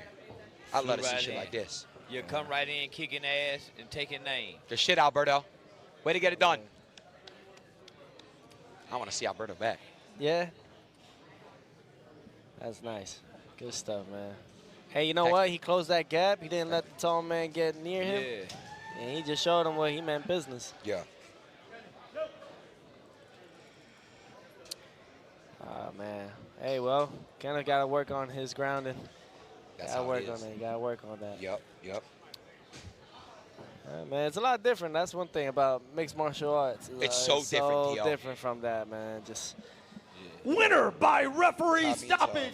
Fighting out of the blue corner, Alberto Della Torre. oh, with the flex and the pound. Wait. Come back, my boy. Come All back. right, good Come back fight, real quick. good You don't gotta fight, leave. man. Come on. We got- About to holler at you real quick. Oh, man. yep. How you doing? You all right? You feeling good? It's the announcer, Ben the Don. All right, let's go real quick. I got this clip from The View I want to play. Let's get back to the politics stuff real quick. I had a different question, but Bill Maher on woke policies and college campus protests. Interesting. but it struck me. Also, guys, do me a favor. Like the video. Oh, we already got 50,000 views on this video. Awesome. All right. That in the first segment you used the term woke, and you said that woke is what was sort of ruining everything. And I know that you're No, I didn't say ruining everything. I said that's why Trump could get reelected. that's why Trump could get reelected. Yeah. So I just, the term woke has been, in my view, co-opted by the right and weaponized and bastardized. And so I was surprised to hear you use the term, because historically, as you know, because I think you're quite brilliant, that woke is a word used by the black community to note that we must be aware of social injustices. But words and migrate. So why is that a bad thing? It's not a bad thing, and originally that was absolutely. It's a bad thing because the black community uses it as a scapegoat to avoid accountability and responsibility for their poor fucking decisions. That's the fucking truth. That's the truth bomb that y'all don't want to hear. You guys want us to sit there and praise you for your music on one end of, you know, the hip hop culture, etc. But then at the same time, when I say that hip hop culture is responsible for the degeneracy that is permeating throughout the community, you get mad at me and call me a racist. A great thing. Alert to injustice. Who's not for that? But words do migrate. Now, I'll use any term you want. Okay. Because maybe that is a word that's triggering, and so let's not use that word. I don't know. Why? See, that's the problem. Why are we even, like, why do we care about triggering her, bro? That's the problem with you liberals. What? Literally 10 seconds of watching this bullshit, 50 seconds of watching this bullshit, and he's already has to concede with, It's not shock. with women. It's not He has to already concede on these fucking females. Crazy, dude. Want to call it the super far left, but don't tell me the left Or maybe the super far right. Well, he's talking about the left. Well, then okay, but we talked about that. I mean, I think we agree about the danger of the super far right, and I can't say it enough. I think they're the bigger threat. But don't tell me that the left hasn't changed. Mm-hmm. I mean, I'm old enough to remember when it was the conservatives who hated the Jews. Yeah. Okay, that was a joke. But, too dark. Too dark. Well, maybe it is, but it's. Their silence right there was deafening.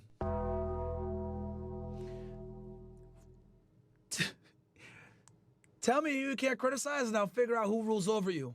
No one wanted to say shit, chat. Play that back for y'all real quick. It's a joke. Conservatives who hated, but the left hasn't changed. Look at how uncomfortable the whole table is when he makes this joke, because they know who runs shit. They know. Mm-hmm. I mean, I'm old enough to remember when it was the conservatives who hated the Jews. Yeah. Okay, that was a joke. But. Fucking crickets. The silence is deafening, chat. Absolutely deafening. Too dark. Too dark. Well, maybe it is, but it's true. I mean, you know, if I had any doubt that I. See, that's the problem with these people. There's a too dark part. That's the issue. I was right about the change that's happened in the left. Watching people protest for a terrorist organization like Hamas, that straightened me up pretty quick. Yeah. I wanted to ask you about that because I think you're almost a free speech absolutist. You believe totally in the right to say what you believe, but I think a lot of us were disturbed to see terrorist flags being waved on American college campuses and seeing this, a generation that some I think genuinely care about the plight of the Palestinians. I think most Americans do, but some who seem to be embracing a terrorist organization over the nation of Israel. What do you make of this moment? What do you think it's a result of? How do we fix it? Well, I mean, it's just astounding to me that they can't tell the good guys from the bad guys. I mean, just morally. I mean, let me tell you. Once again, if you are going to call Hamas a terrorist organization, which is fair, you need to also call the IDF a terrorist organization because the IDF participates in all the same political persecution and violence that the Hamas does.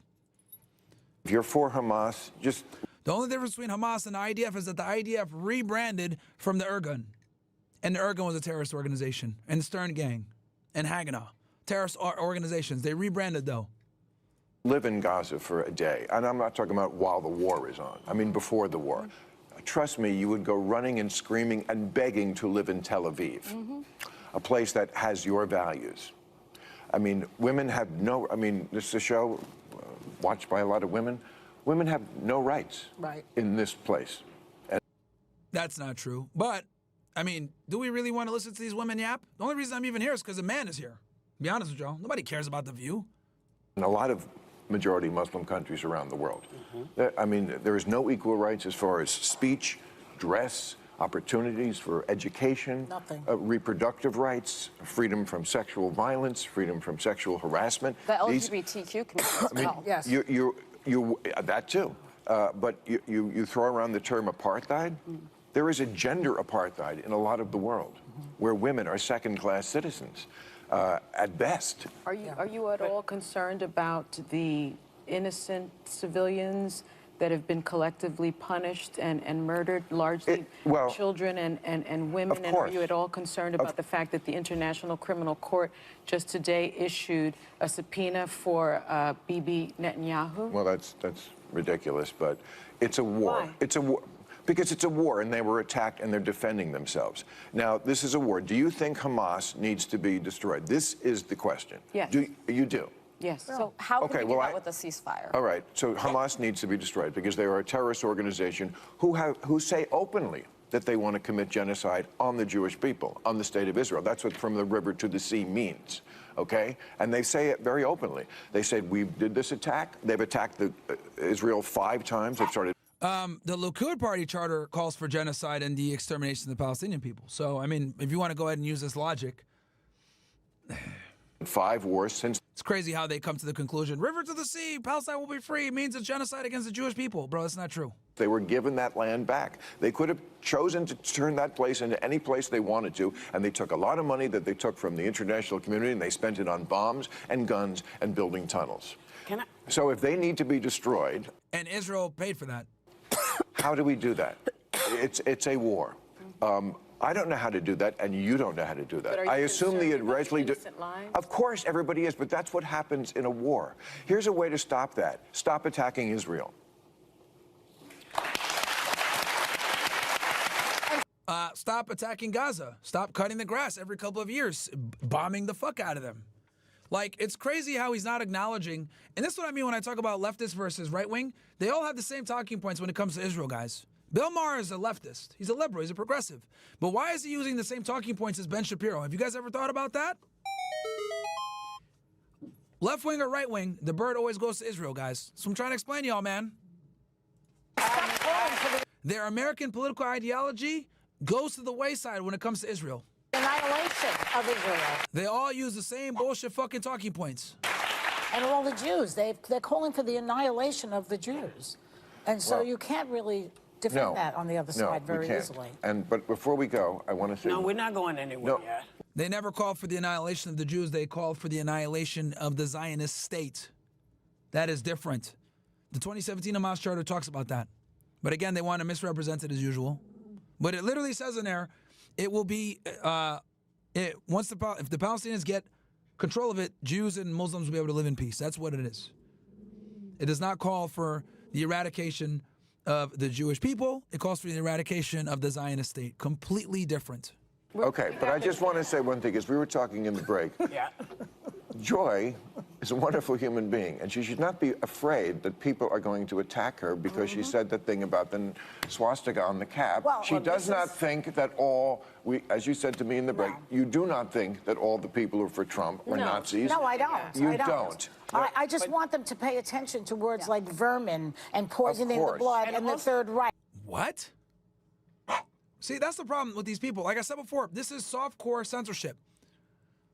Well, don't use these words. Shut up.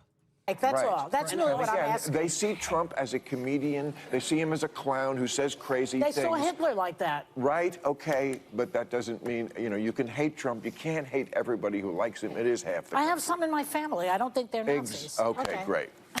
Yeah, this is what they do. They just throw that term out, Nazi, for anyone they don't agree with politically. It's fucking ridiculous. It's an annoying. It's just like using anti-Semitism for anyone that's critical of Israel. When you use terms too much, it becomes extremely tiresome, redundant, and no one takes you seriously. It's literally the same thing as like the boy that cried wolf. It's fucking stupid. It looks like girls are they all here? Hold on.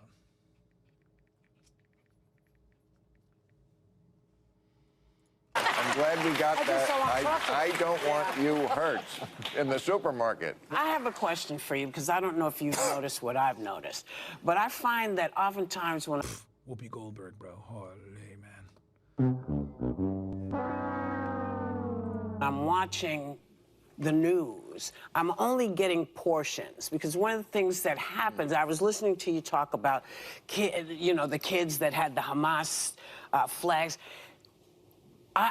It reminded me of when people were saying Antifa is there, and doing that. So bad players show up and make stuff happen. But do you find that the view that we're being shown seems to be meant to guide us into thinking about people one way when in fact it may be a much bigger conversation? Oh, of course. I mean, the media is always going to just chase what is interesting to watch. I mean, I used to be able to watch the nightly news, for example. I can't do it. I mean, first of all, it should be called, here's some video we found that's fun to watch. That's not the news. Yeah. You know, like anything that happens on a plane. Like the plane skidded off the runway, so what? Call me when anybody died, and it's not, the door fell off. Okay, I'm sorry. I understand the door falling off, but you don't want to be up in the air. No. Okay, I'm sorry. That one I needed to know. Okay. Okay. But you know what I'm saying? Yeah, I do. And then by the time you get to the last segment, it's just, you know, the bears in the swimming pool. Yeah. You know, it's just nothing. Yeah. And it's narrative over truth. You know, I mean, it's not like when I hear people talk on either side of it, I always think they're lying. They're just telling me half of it. Yeah. And I never trust them anywhere until I check out the other half. Yeah. And it's tedious. Yeah. You know, I just want one place, and of course it's my book and my show, where you can get both. You're leading me right into what I was going to talk about, because we are talking about your Here too. We're talking about your new book, which looks at 20 years of your editorials, re-edited and reimagined, right in time for Father's Day. What do you want people to take away from reading it? Yeah, we don't care about your shitty book. All right, let's watch a little bit of this. They went for 50 minutes. I probably won't be able to get through all of this, but let's see here. St. Francis says, when are you going to break down criminal complaints and federal investigations? You're really good at explaining the nuances of our law. Bro, I have a whole playlist for that, man. Just type in Fed Reacts on my channel. I'll actually show you right now. Boom, you go YouTube. Right, you're going to go Myron Gaines. Boom. Find my channel. Boom. Then come down and there's clips, Fed Reacts, True Crime episodes. Boom. They're all here in this playlist right here. So click here and it has everything for you. If you guys really like the crime breakdown stuff. So yeah, I have that whole playlist there. And I got it organized for you guys too. So like the way I have it set up, right, is obviously, I don't know this for you thing, but all videos recent to oldest. So all the content I post is here, right? Clips and full streams. Then the full streams are all here. Of the political, cultural, news commentary. Then the clips are all here. Every single clip I post gets put in here.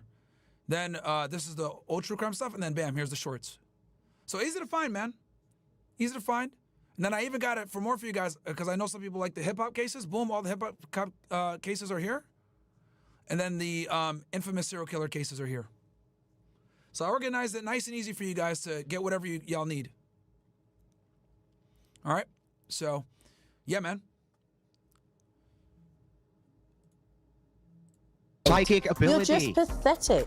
Nobody's going to listen to you. You're an aggressive, insecure man. I'm going to tell you what's going to happen. This is going to go seriously. Well, this is going to go viral, and a lot of people are going to take me seriously, and all they're going to remember is that I told you that you couldn't put down the Dunkin' Donuts long enough to make an argument. Very stupid. And everything that's being said is just like a comedy show. You think you can change your sex? How can you ever call anybody stupid?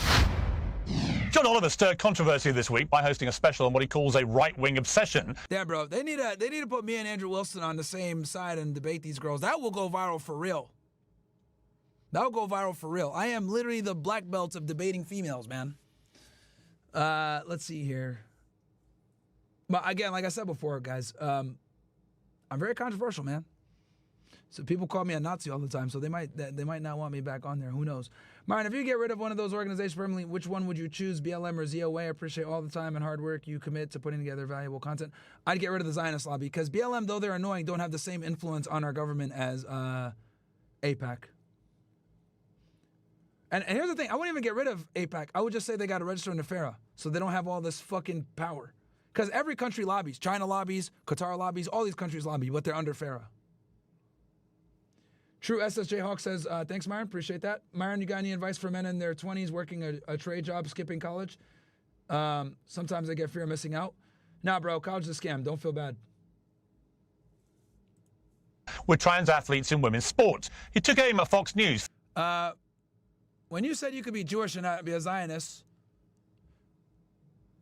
But you can also be a Zionist and not be Jewish. That's stuck in my head. Just look at Trump's cabinet, a bunch of non-Jews Zios. Exactly, bro. And that's why it's so stupid to say it's all Jews, because there's people that are like Dave Smith, who's anti-Zionist, who's advocating more for the war in Gaza than Christians. You know what I mean? That are Zionists. So that's why it's very important. There is a big difference between someone who's Jewish and a Zionist, because they're not all Zionists are Jewish. It's very simple. A lot of them are actually anti-Zionist. But again, like I said, retards on X will try to brainwash you and tell you all Jews are bad, or you need to hate all Jews. No, that is not what you do. There are bad people in every walk of life. There are bad black people, bad Muslims, bad Christians, bad Jews. But there are also good people from every walk of life. So judge the person on their individual character, not the color of their skin, not their religion, and not their ethnicity. Like I said before, Dave Smith did a fantastic job on that debate, advocating for things that we believe in. He's Jewish. Are we going to just disqualify him? It's a retarded concept. We are concerned with the truth over here, not race. If you want to sit there and be concerned with race, well, you're just low IQ. For this. What is almost comically ironic, of course, is that Mr. Oliver was himself dedicating a large chunk of his once-a-week show to talking about the same issue. Well, J.K. Rowling told him to read The Effing Room and shared a post which slammed his 45-minute special for claiming there's basically no advantage for male athletes and that men almost never beat women. On that same night, the UK Women's Pool Championship final was contested by two people who were born as men, not women. So who is obsessed and who is right? Well, we'll debate that, and we'll debate this too. A lot of these men, these podcast hosts on the right, that like to think of themselves as these big masculine men, and what am I getting out of it? I can tell you this. There's that feminism. All right, I believe I'm a woman of virtue, right? Out. Yeah, there's the feminism. Oh, I'm sorry. Did you want to speak over me? Yeah, Inside of society, right this second, right? Masculinity is not only punished, but also women on the right, covert feminists on the right, are constantly and consistently talking about how they need to have privilege in society. Their version of masculinity is men who take care of us, men who protect us, men who do all of this. Those are all duties that men have towards women. Great. What are the duties that women have towards men? Well, that became a breakout moment from our adolescence debate and Andrew Wilson's chilling warning, of course, about the dangers of covert feminism. Well, we have a panel of feminists, covert and otherwise, to debate. The co-founder of Justice for Women and author of Lesbian Where Are We Now, Julie Bindel, the trans rights advocate, Stacia Underwood. Damn, bro. I would have cooked if I was on this fucking debate, bro. God damn, man. The sports journalist and political commentator Emily Austin, and the host of The Crucible, Andrew Wilson. Well, welcome to all of you. Julie Bindel, let me start with you with this whole issue of trans athletes in women's sport. I've been talking about this, as you have, for many years, and we've reached a point where the current president of the United States has basically announced a total ban on any trans athletes competing in women's sport, including the upcoming global events happening in the United States, which is great. But it seems to me utterly astonishing that we have John Oliver, who's a fellow Brit, who is on American television and for 45 minutes seriously trying to argue that people who are born biological males have no advantage over biological females when it comes to sport. How can this still be happening? It's utterly ludicrous. Either we have women's sports or we don't. Either we recognise that sports are segregated for good reason or we don't. Because men are better. Until we put everybody in together and then see what happens, which is like the bad old days when girls and women wouldn't come forward to compete or they wouldn't join tournaments. Even if you look at something like poker, which Oliver was joking about, how can this be an issue? How can poker even be discriminatory? There's no strength involved. But the sexist environment of poker tournaments and what men would call joking and teasing and the like put many women off competing. And so let's just see what happens if we then decide that there should be no single-sex sports and that women's sports were ridiculous to start with, because that's what he's arguing. Yeah, Stacia, look, as I've repeatedly made clear about my own position, which often gets completely misconstrued, as I think does Julie's, as I think does J.K. Rowling and everybody else, my position is that I absolutely respect people who are trans. I respect people who are trans' rights to fairness and equality and safety. I want trans people to have the same fairness, equality and safety that I enjoy, or that my daughter enjoys, for example. So let's be clear about that. Nothing that I'm about to say is what some people try and frame it as transphobic, right? I'm not remotely transphobic. I am fully supportive of trans people's rights to lead the same life as the rest of us. However, and it's a big however, when it erodes, when the battle for trans rights to fairness, equality in particular, but also safety, when that erodes clearly women's rights to fairness and equality and safety, I have a big problem with that. And no place is this more glaring than in the sporting arena, where you see time and again now biological men who identify as trans, who were pretty unsuccessful competing against other biological men, and suddenly they're winning against women or taking Olympic places from women, etc., etc. And I think the UN came up with nearly 900. I mean, John Oliver tried to ridicule this, but nearly 900 medals around the world, I think, in the last year went to trans athletes in women's sport. This cannot be right. It's not fair. It's not equal. As we saw in the Paris Olympics, in the boxing ring, where you had boxers competing who were banned from the World Championships because they had reportedly male chromosomes, and you had women boxers quitting after 40 seconds because they'd never been hit so hard, genuinely fearing they might get killed in the ring. When it comes to this, we are now reaching, to me, not just an unfair and unequal place in this debate, but a dangerous place in this debate. What do you say to that?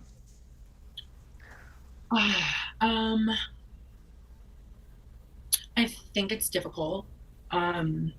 I think that there's a lot of emphasis being put on trans people in sports specifically. I made it very clear, like, I am not here to spit facts or spew anything in terms of like statistics or anything like that. I have my lived experience as a trans person. I feel that there's so much attention being put onto this specific subject because what you guys really want underlying is the eradication of trans people and them to not be involved in any system. No, you see there, look, Stassi, that is the dumbest argument I've ever heard in my life. Right, it's ludicrous. Where have you got that from? Where is anything I have ever said? To speak out for others. I'm more so referring to. Yeah, I just want to say. I have seen certain things that you said in other interviews, Pierce, with like my friend Blossom and other trans individuals. Yep. I just feel that the emphasis that is being put on. And what was on transphobic? What have I ever said that could be remotely construed as transphobic or trans-hating or wanting to get rid of trans people? Ever? I challenge you right now. Tell me. I haven't really directed that at you just from sitting here. I more so am just here to say that I feel that the issue that's being pressed is because it's a... You just directed it at him. What are you talking? You directed it at him. I think that the issue that is being put on trans athletes is a way to eradicate trans people.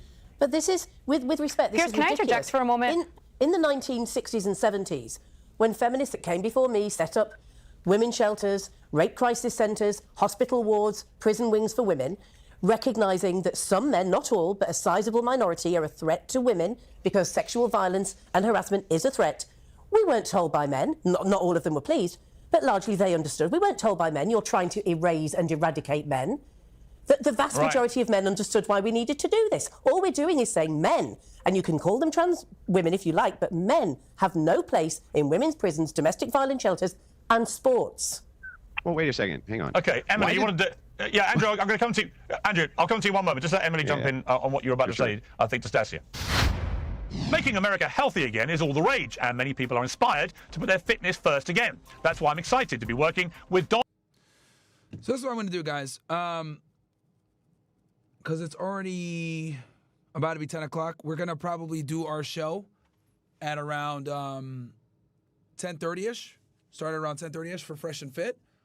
So what I'm going to do, guys, is I'm going to... I'll play a little bit more of this. I'll get off in a few minutes. So let me fast forward this thing. Actually making people detest your cause. It's making people think that you are a moron. And the way that you're trying to represent the trans community as a whole by just denying that there's a threat and being delusional about it is not helping the trans people. You're making people look at you from the outside and say, wow, they are out of touch with reality. I think that the verbiage that you use in this statement is very clear on where you stand on trans issues. I'm going to go back to my original point. You guys trying to take out trans people sports as a way to eradicate trans people from public. But we're not. We're nobody has said anything. Like nobody, Stasia, nobody has said that. And this is what happens, if you don't mind me saying, what happens, the way that trans activists let themselves down, in my opinion, and you can respond to this, is that you try and shut down perfectly legitimate, in fact, urgently important debate by saying that anyone who dares to question this is transphobic and wants to get rid of trans people. I don't think anyone so far on this panel has said they want to get rid of trans people or anything like it. And yet you keep saying you people all want to get rid of trans people. Why do you believe that? Where have you got that from? You cite my interviews with some of your friends, but where have I said anything remotely that could be construed as transphobic? I don't get it. I think the verbiage that was being used, it's very clear you guys stand on all trans issues. What do you mean? What do you mean? So what is the solution for the trans people that are playing sports? What's the solution for them? We're just supposed to kick them out all entirely? Let me give you the solution. Let me give you the solution. The solution's very straightforward. Almost all of them competed against biological men like themselves before, but they did it far less successfully. So you either go back, trans women athletes either compete against their biological sex, or you create an entirely new category for trans athletes. What you don't do is allow them to destroy the integrity of women's sport, which is what is happening. So it's very straightforward how you solve this. I don't want trans people to be banned from playing sport. I just want them to be banned, like I did with the dopers when they were cheating in sport. I want them to be banned from utilizing an unfair advantage. It's simple as that. Can I ask her a question? Would you think it's fair if Novak Djokovic identified as a woman and then played Serena Williams in a tennis set? Do you think that that would be fair to Serena Williams, who worked her whole life to become a star tennis player, just to get swept by Novak, who's the #1 men's tennis player? I just want to know if you think that that's fair. No, I just think that the question is ridiculous because Why is it ridiculous? It's not ridiculous at all. I see how it's trying to be framed. I'm gonna keep going back to my original point. Your guys' excessive attention on wanting to remove trans people from sports and have them play in their biological sex, which makes no sense because even in John Oliver's interview, or in their own category, in the category that would make or in sense their own category. There's not enough of them to create a category. Like the percentile is so small. Actually, there actually are an increasingly large number of trans athletes around the world. Actually, that's not true. Andrew, you've been waiting very patiently. Thank you. This seems to me this whole debate so far highlights the way this debate has been framed now for years, which is that any attempt to question what is obviously grotesquely unfair and unequal and indeed unsafe is branded transphobic, even when there's no evidence to suggest that the people saying it are transphobic. Well, it's not just that. I mean, basically everybody in this panel is wrong. So to start with, this person says, well, you know, the thing is you just want to erase transgender people altogether, Pierce, and then says, I wasn't saying that, Pierce. I wasn't saying that you want to erase trans people, not you specifically, when clearly that's what you were saying. At least get behind the statements that you're making. The TERF starts out by saying, well, I've been here reinforcing women's rights this entire time, right? And then the TERF says, right on top of that, well, but, you know, poker's very misogynistic. She can't wait to dunk on men. Very first thing she does is dunk on men in order to somehow elevate women, right? You're all insane. The truth is that the only reason that this happens to begin with is because women vote for it. They vote for it. They vote blue. They vote left. They vote in the same politicians who get behind all of this stuff. You're the deciding vote, right? And you have empowered women to do that as much as possible for the political process to do that. All of you are responsible for this. Every last one of you. Really glad that you're so proud. Trump. Yeah. Leave me out of this one. I'm good. Well, we'll see. Well, not just what Andrew kept saying. All of you. Do you include Emily, Andrew, or not? Well, I just assumed it. I just assumed it. But this is the truth. The truth is, we begin with these crazy ideas, right? Under patriarchal rule, under men, this would never have happened. Right? If you look at how men vote, they vote against this nonsense. And it's fathers who are on the front lines against it. It's women who are trying to transition the children, not men. Give me a case example of where male fathers are trying to transition their kids. It doesn't exist. It's a female-only phenomenon. Literally a female-only phenomenon. That is insane. Yeah, show me one. Show me one male father who's fighting in the courts to transition their son to a girl. Actually, Nowhere. I made a podcast series I see men on about this. TikTok that are diseased. I interviewed quite a few fathers who are pushing for this.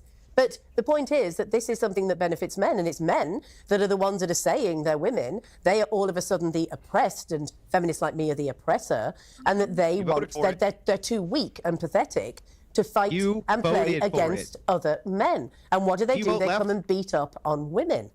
Do you vote left, ma'am? I don't know what vote left means. Do you vote for the left-wing party of your nation? Do you vote for Democrats? Do you vote for what would be considered the Democrats of your nation? No, I wouldn't have voted for the Democrats. I would not have voted for the disgrace of that party, and I also wouldn't have voted for Trump. But the point is, if we look, I hang on, believe let me finish. we live in a different, very quickly. We live in a different context. What I'm here. saying to you is this: it's very simple.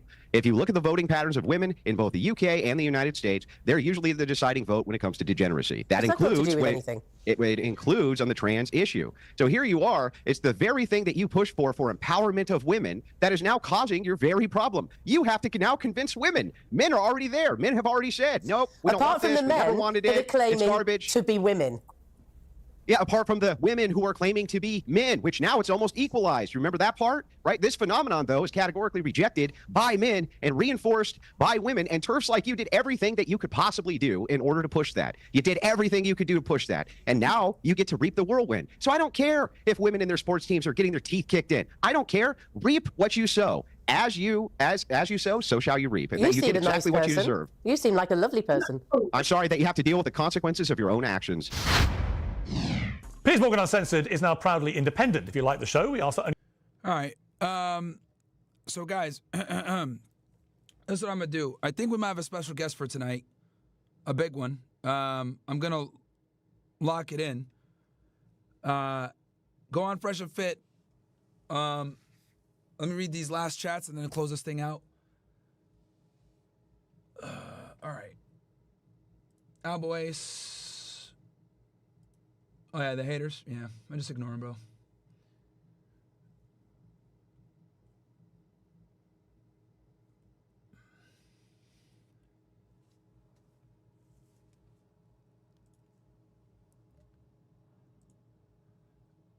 Pierce uses the same logic about being anti-Semitic and said you try to shut down perfectly legitimate debates by saying anyone who dares question that is transphobic. Exactly. Absolutely. That is the fucking disconnect. That is the disconnect. They need to get me and Andrew Wilson on a 2v2 debate, man. We would crush it, and we'd bring in 1 million views easily. We would make them go viral. So,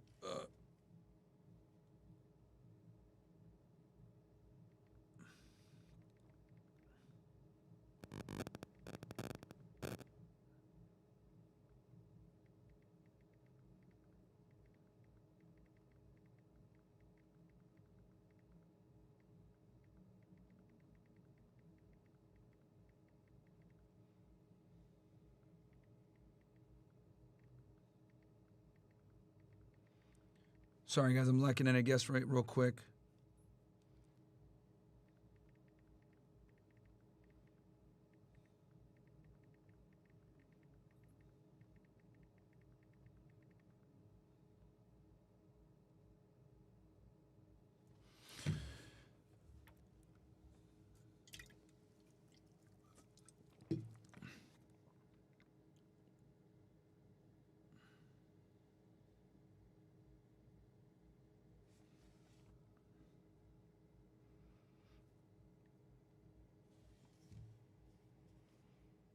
Give me 1 sec, chat. Might have a big announcement for y'all.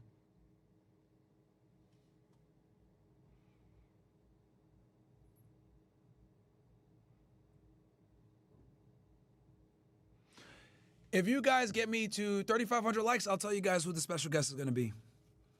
And trust me, none of y'all are going to guess it.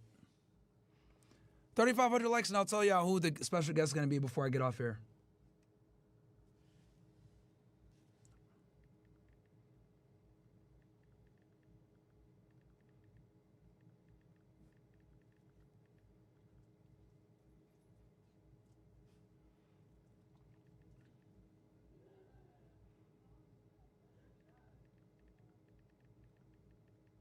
Get us to 35 and I got y'all.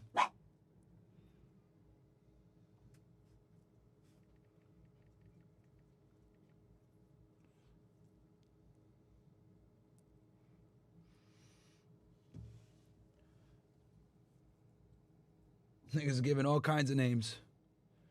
Instead of giving the names, why don't you guys just like the video and find out? Oh shit, we hit 35. Okay. Guys, we got Officer Tatum showing up.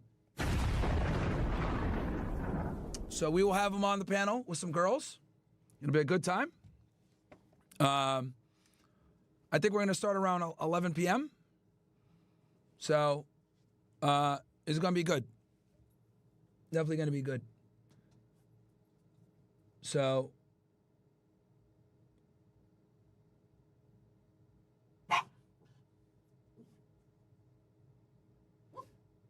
yo, you guys are obsessed with Gary, bro. Fucking wild.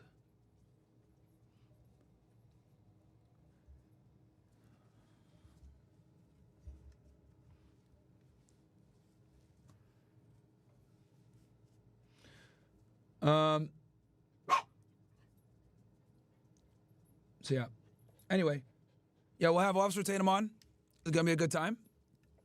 Big conservative political commentator. We agree and disagree on some things. Maybe we could set up another collab after the after hours because I don't think that's the best format to have a discussion. But we could definitely, you know, kind of have it because I mean we're not gonna be debating Israel with a panel full of girls, bro. Like that's just not. You know what I mean? We'll stick to intersexual dynamics and set something else up in the future for a discussion. But yeah, cool. It'll be good. It'll be a good time. So he'll be the special guest.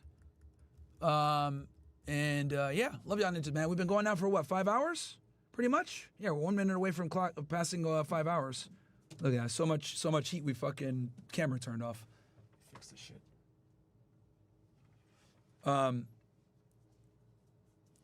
No, Officer Tatum, chat, is gonna be coming. Officer Tatum.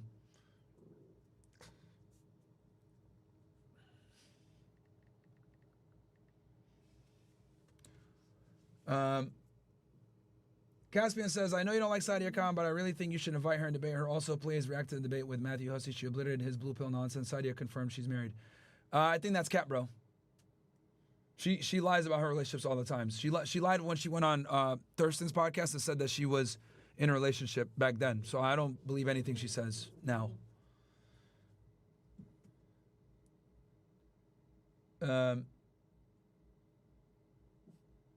Anyway. Cool. So guys, that's going to do it. I'm going to get off. Pause. Timestamps will be put in soon. I'm going to go ahead and try to get a workout in while I can.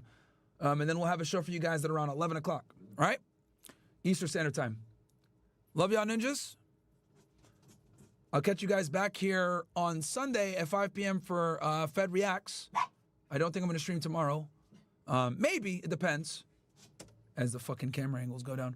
But yeah, guys. Love y'all, ninjas, man. I'll catch you guys either Sunday at 5 p.m. or tomorrow. If I do end up live streaming tomorrow, something with Sneak or whatever, I'll let you guys know beforehand. Maybe on Twitter or whatever. But love y'all, ninjas. Peace.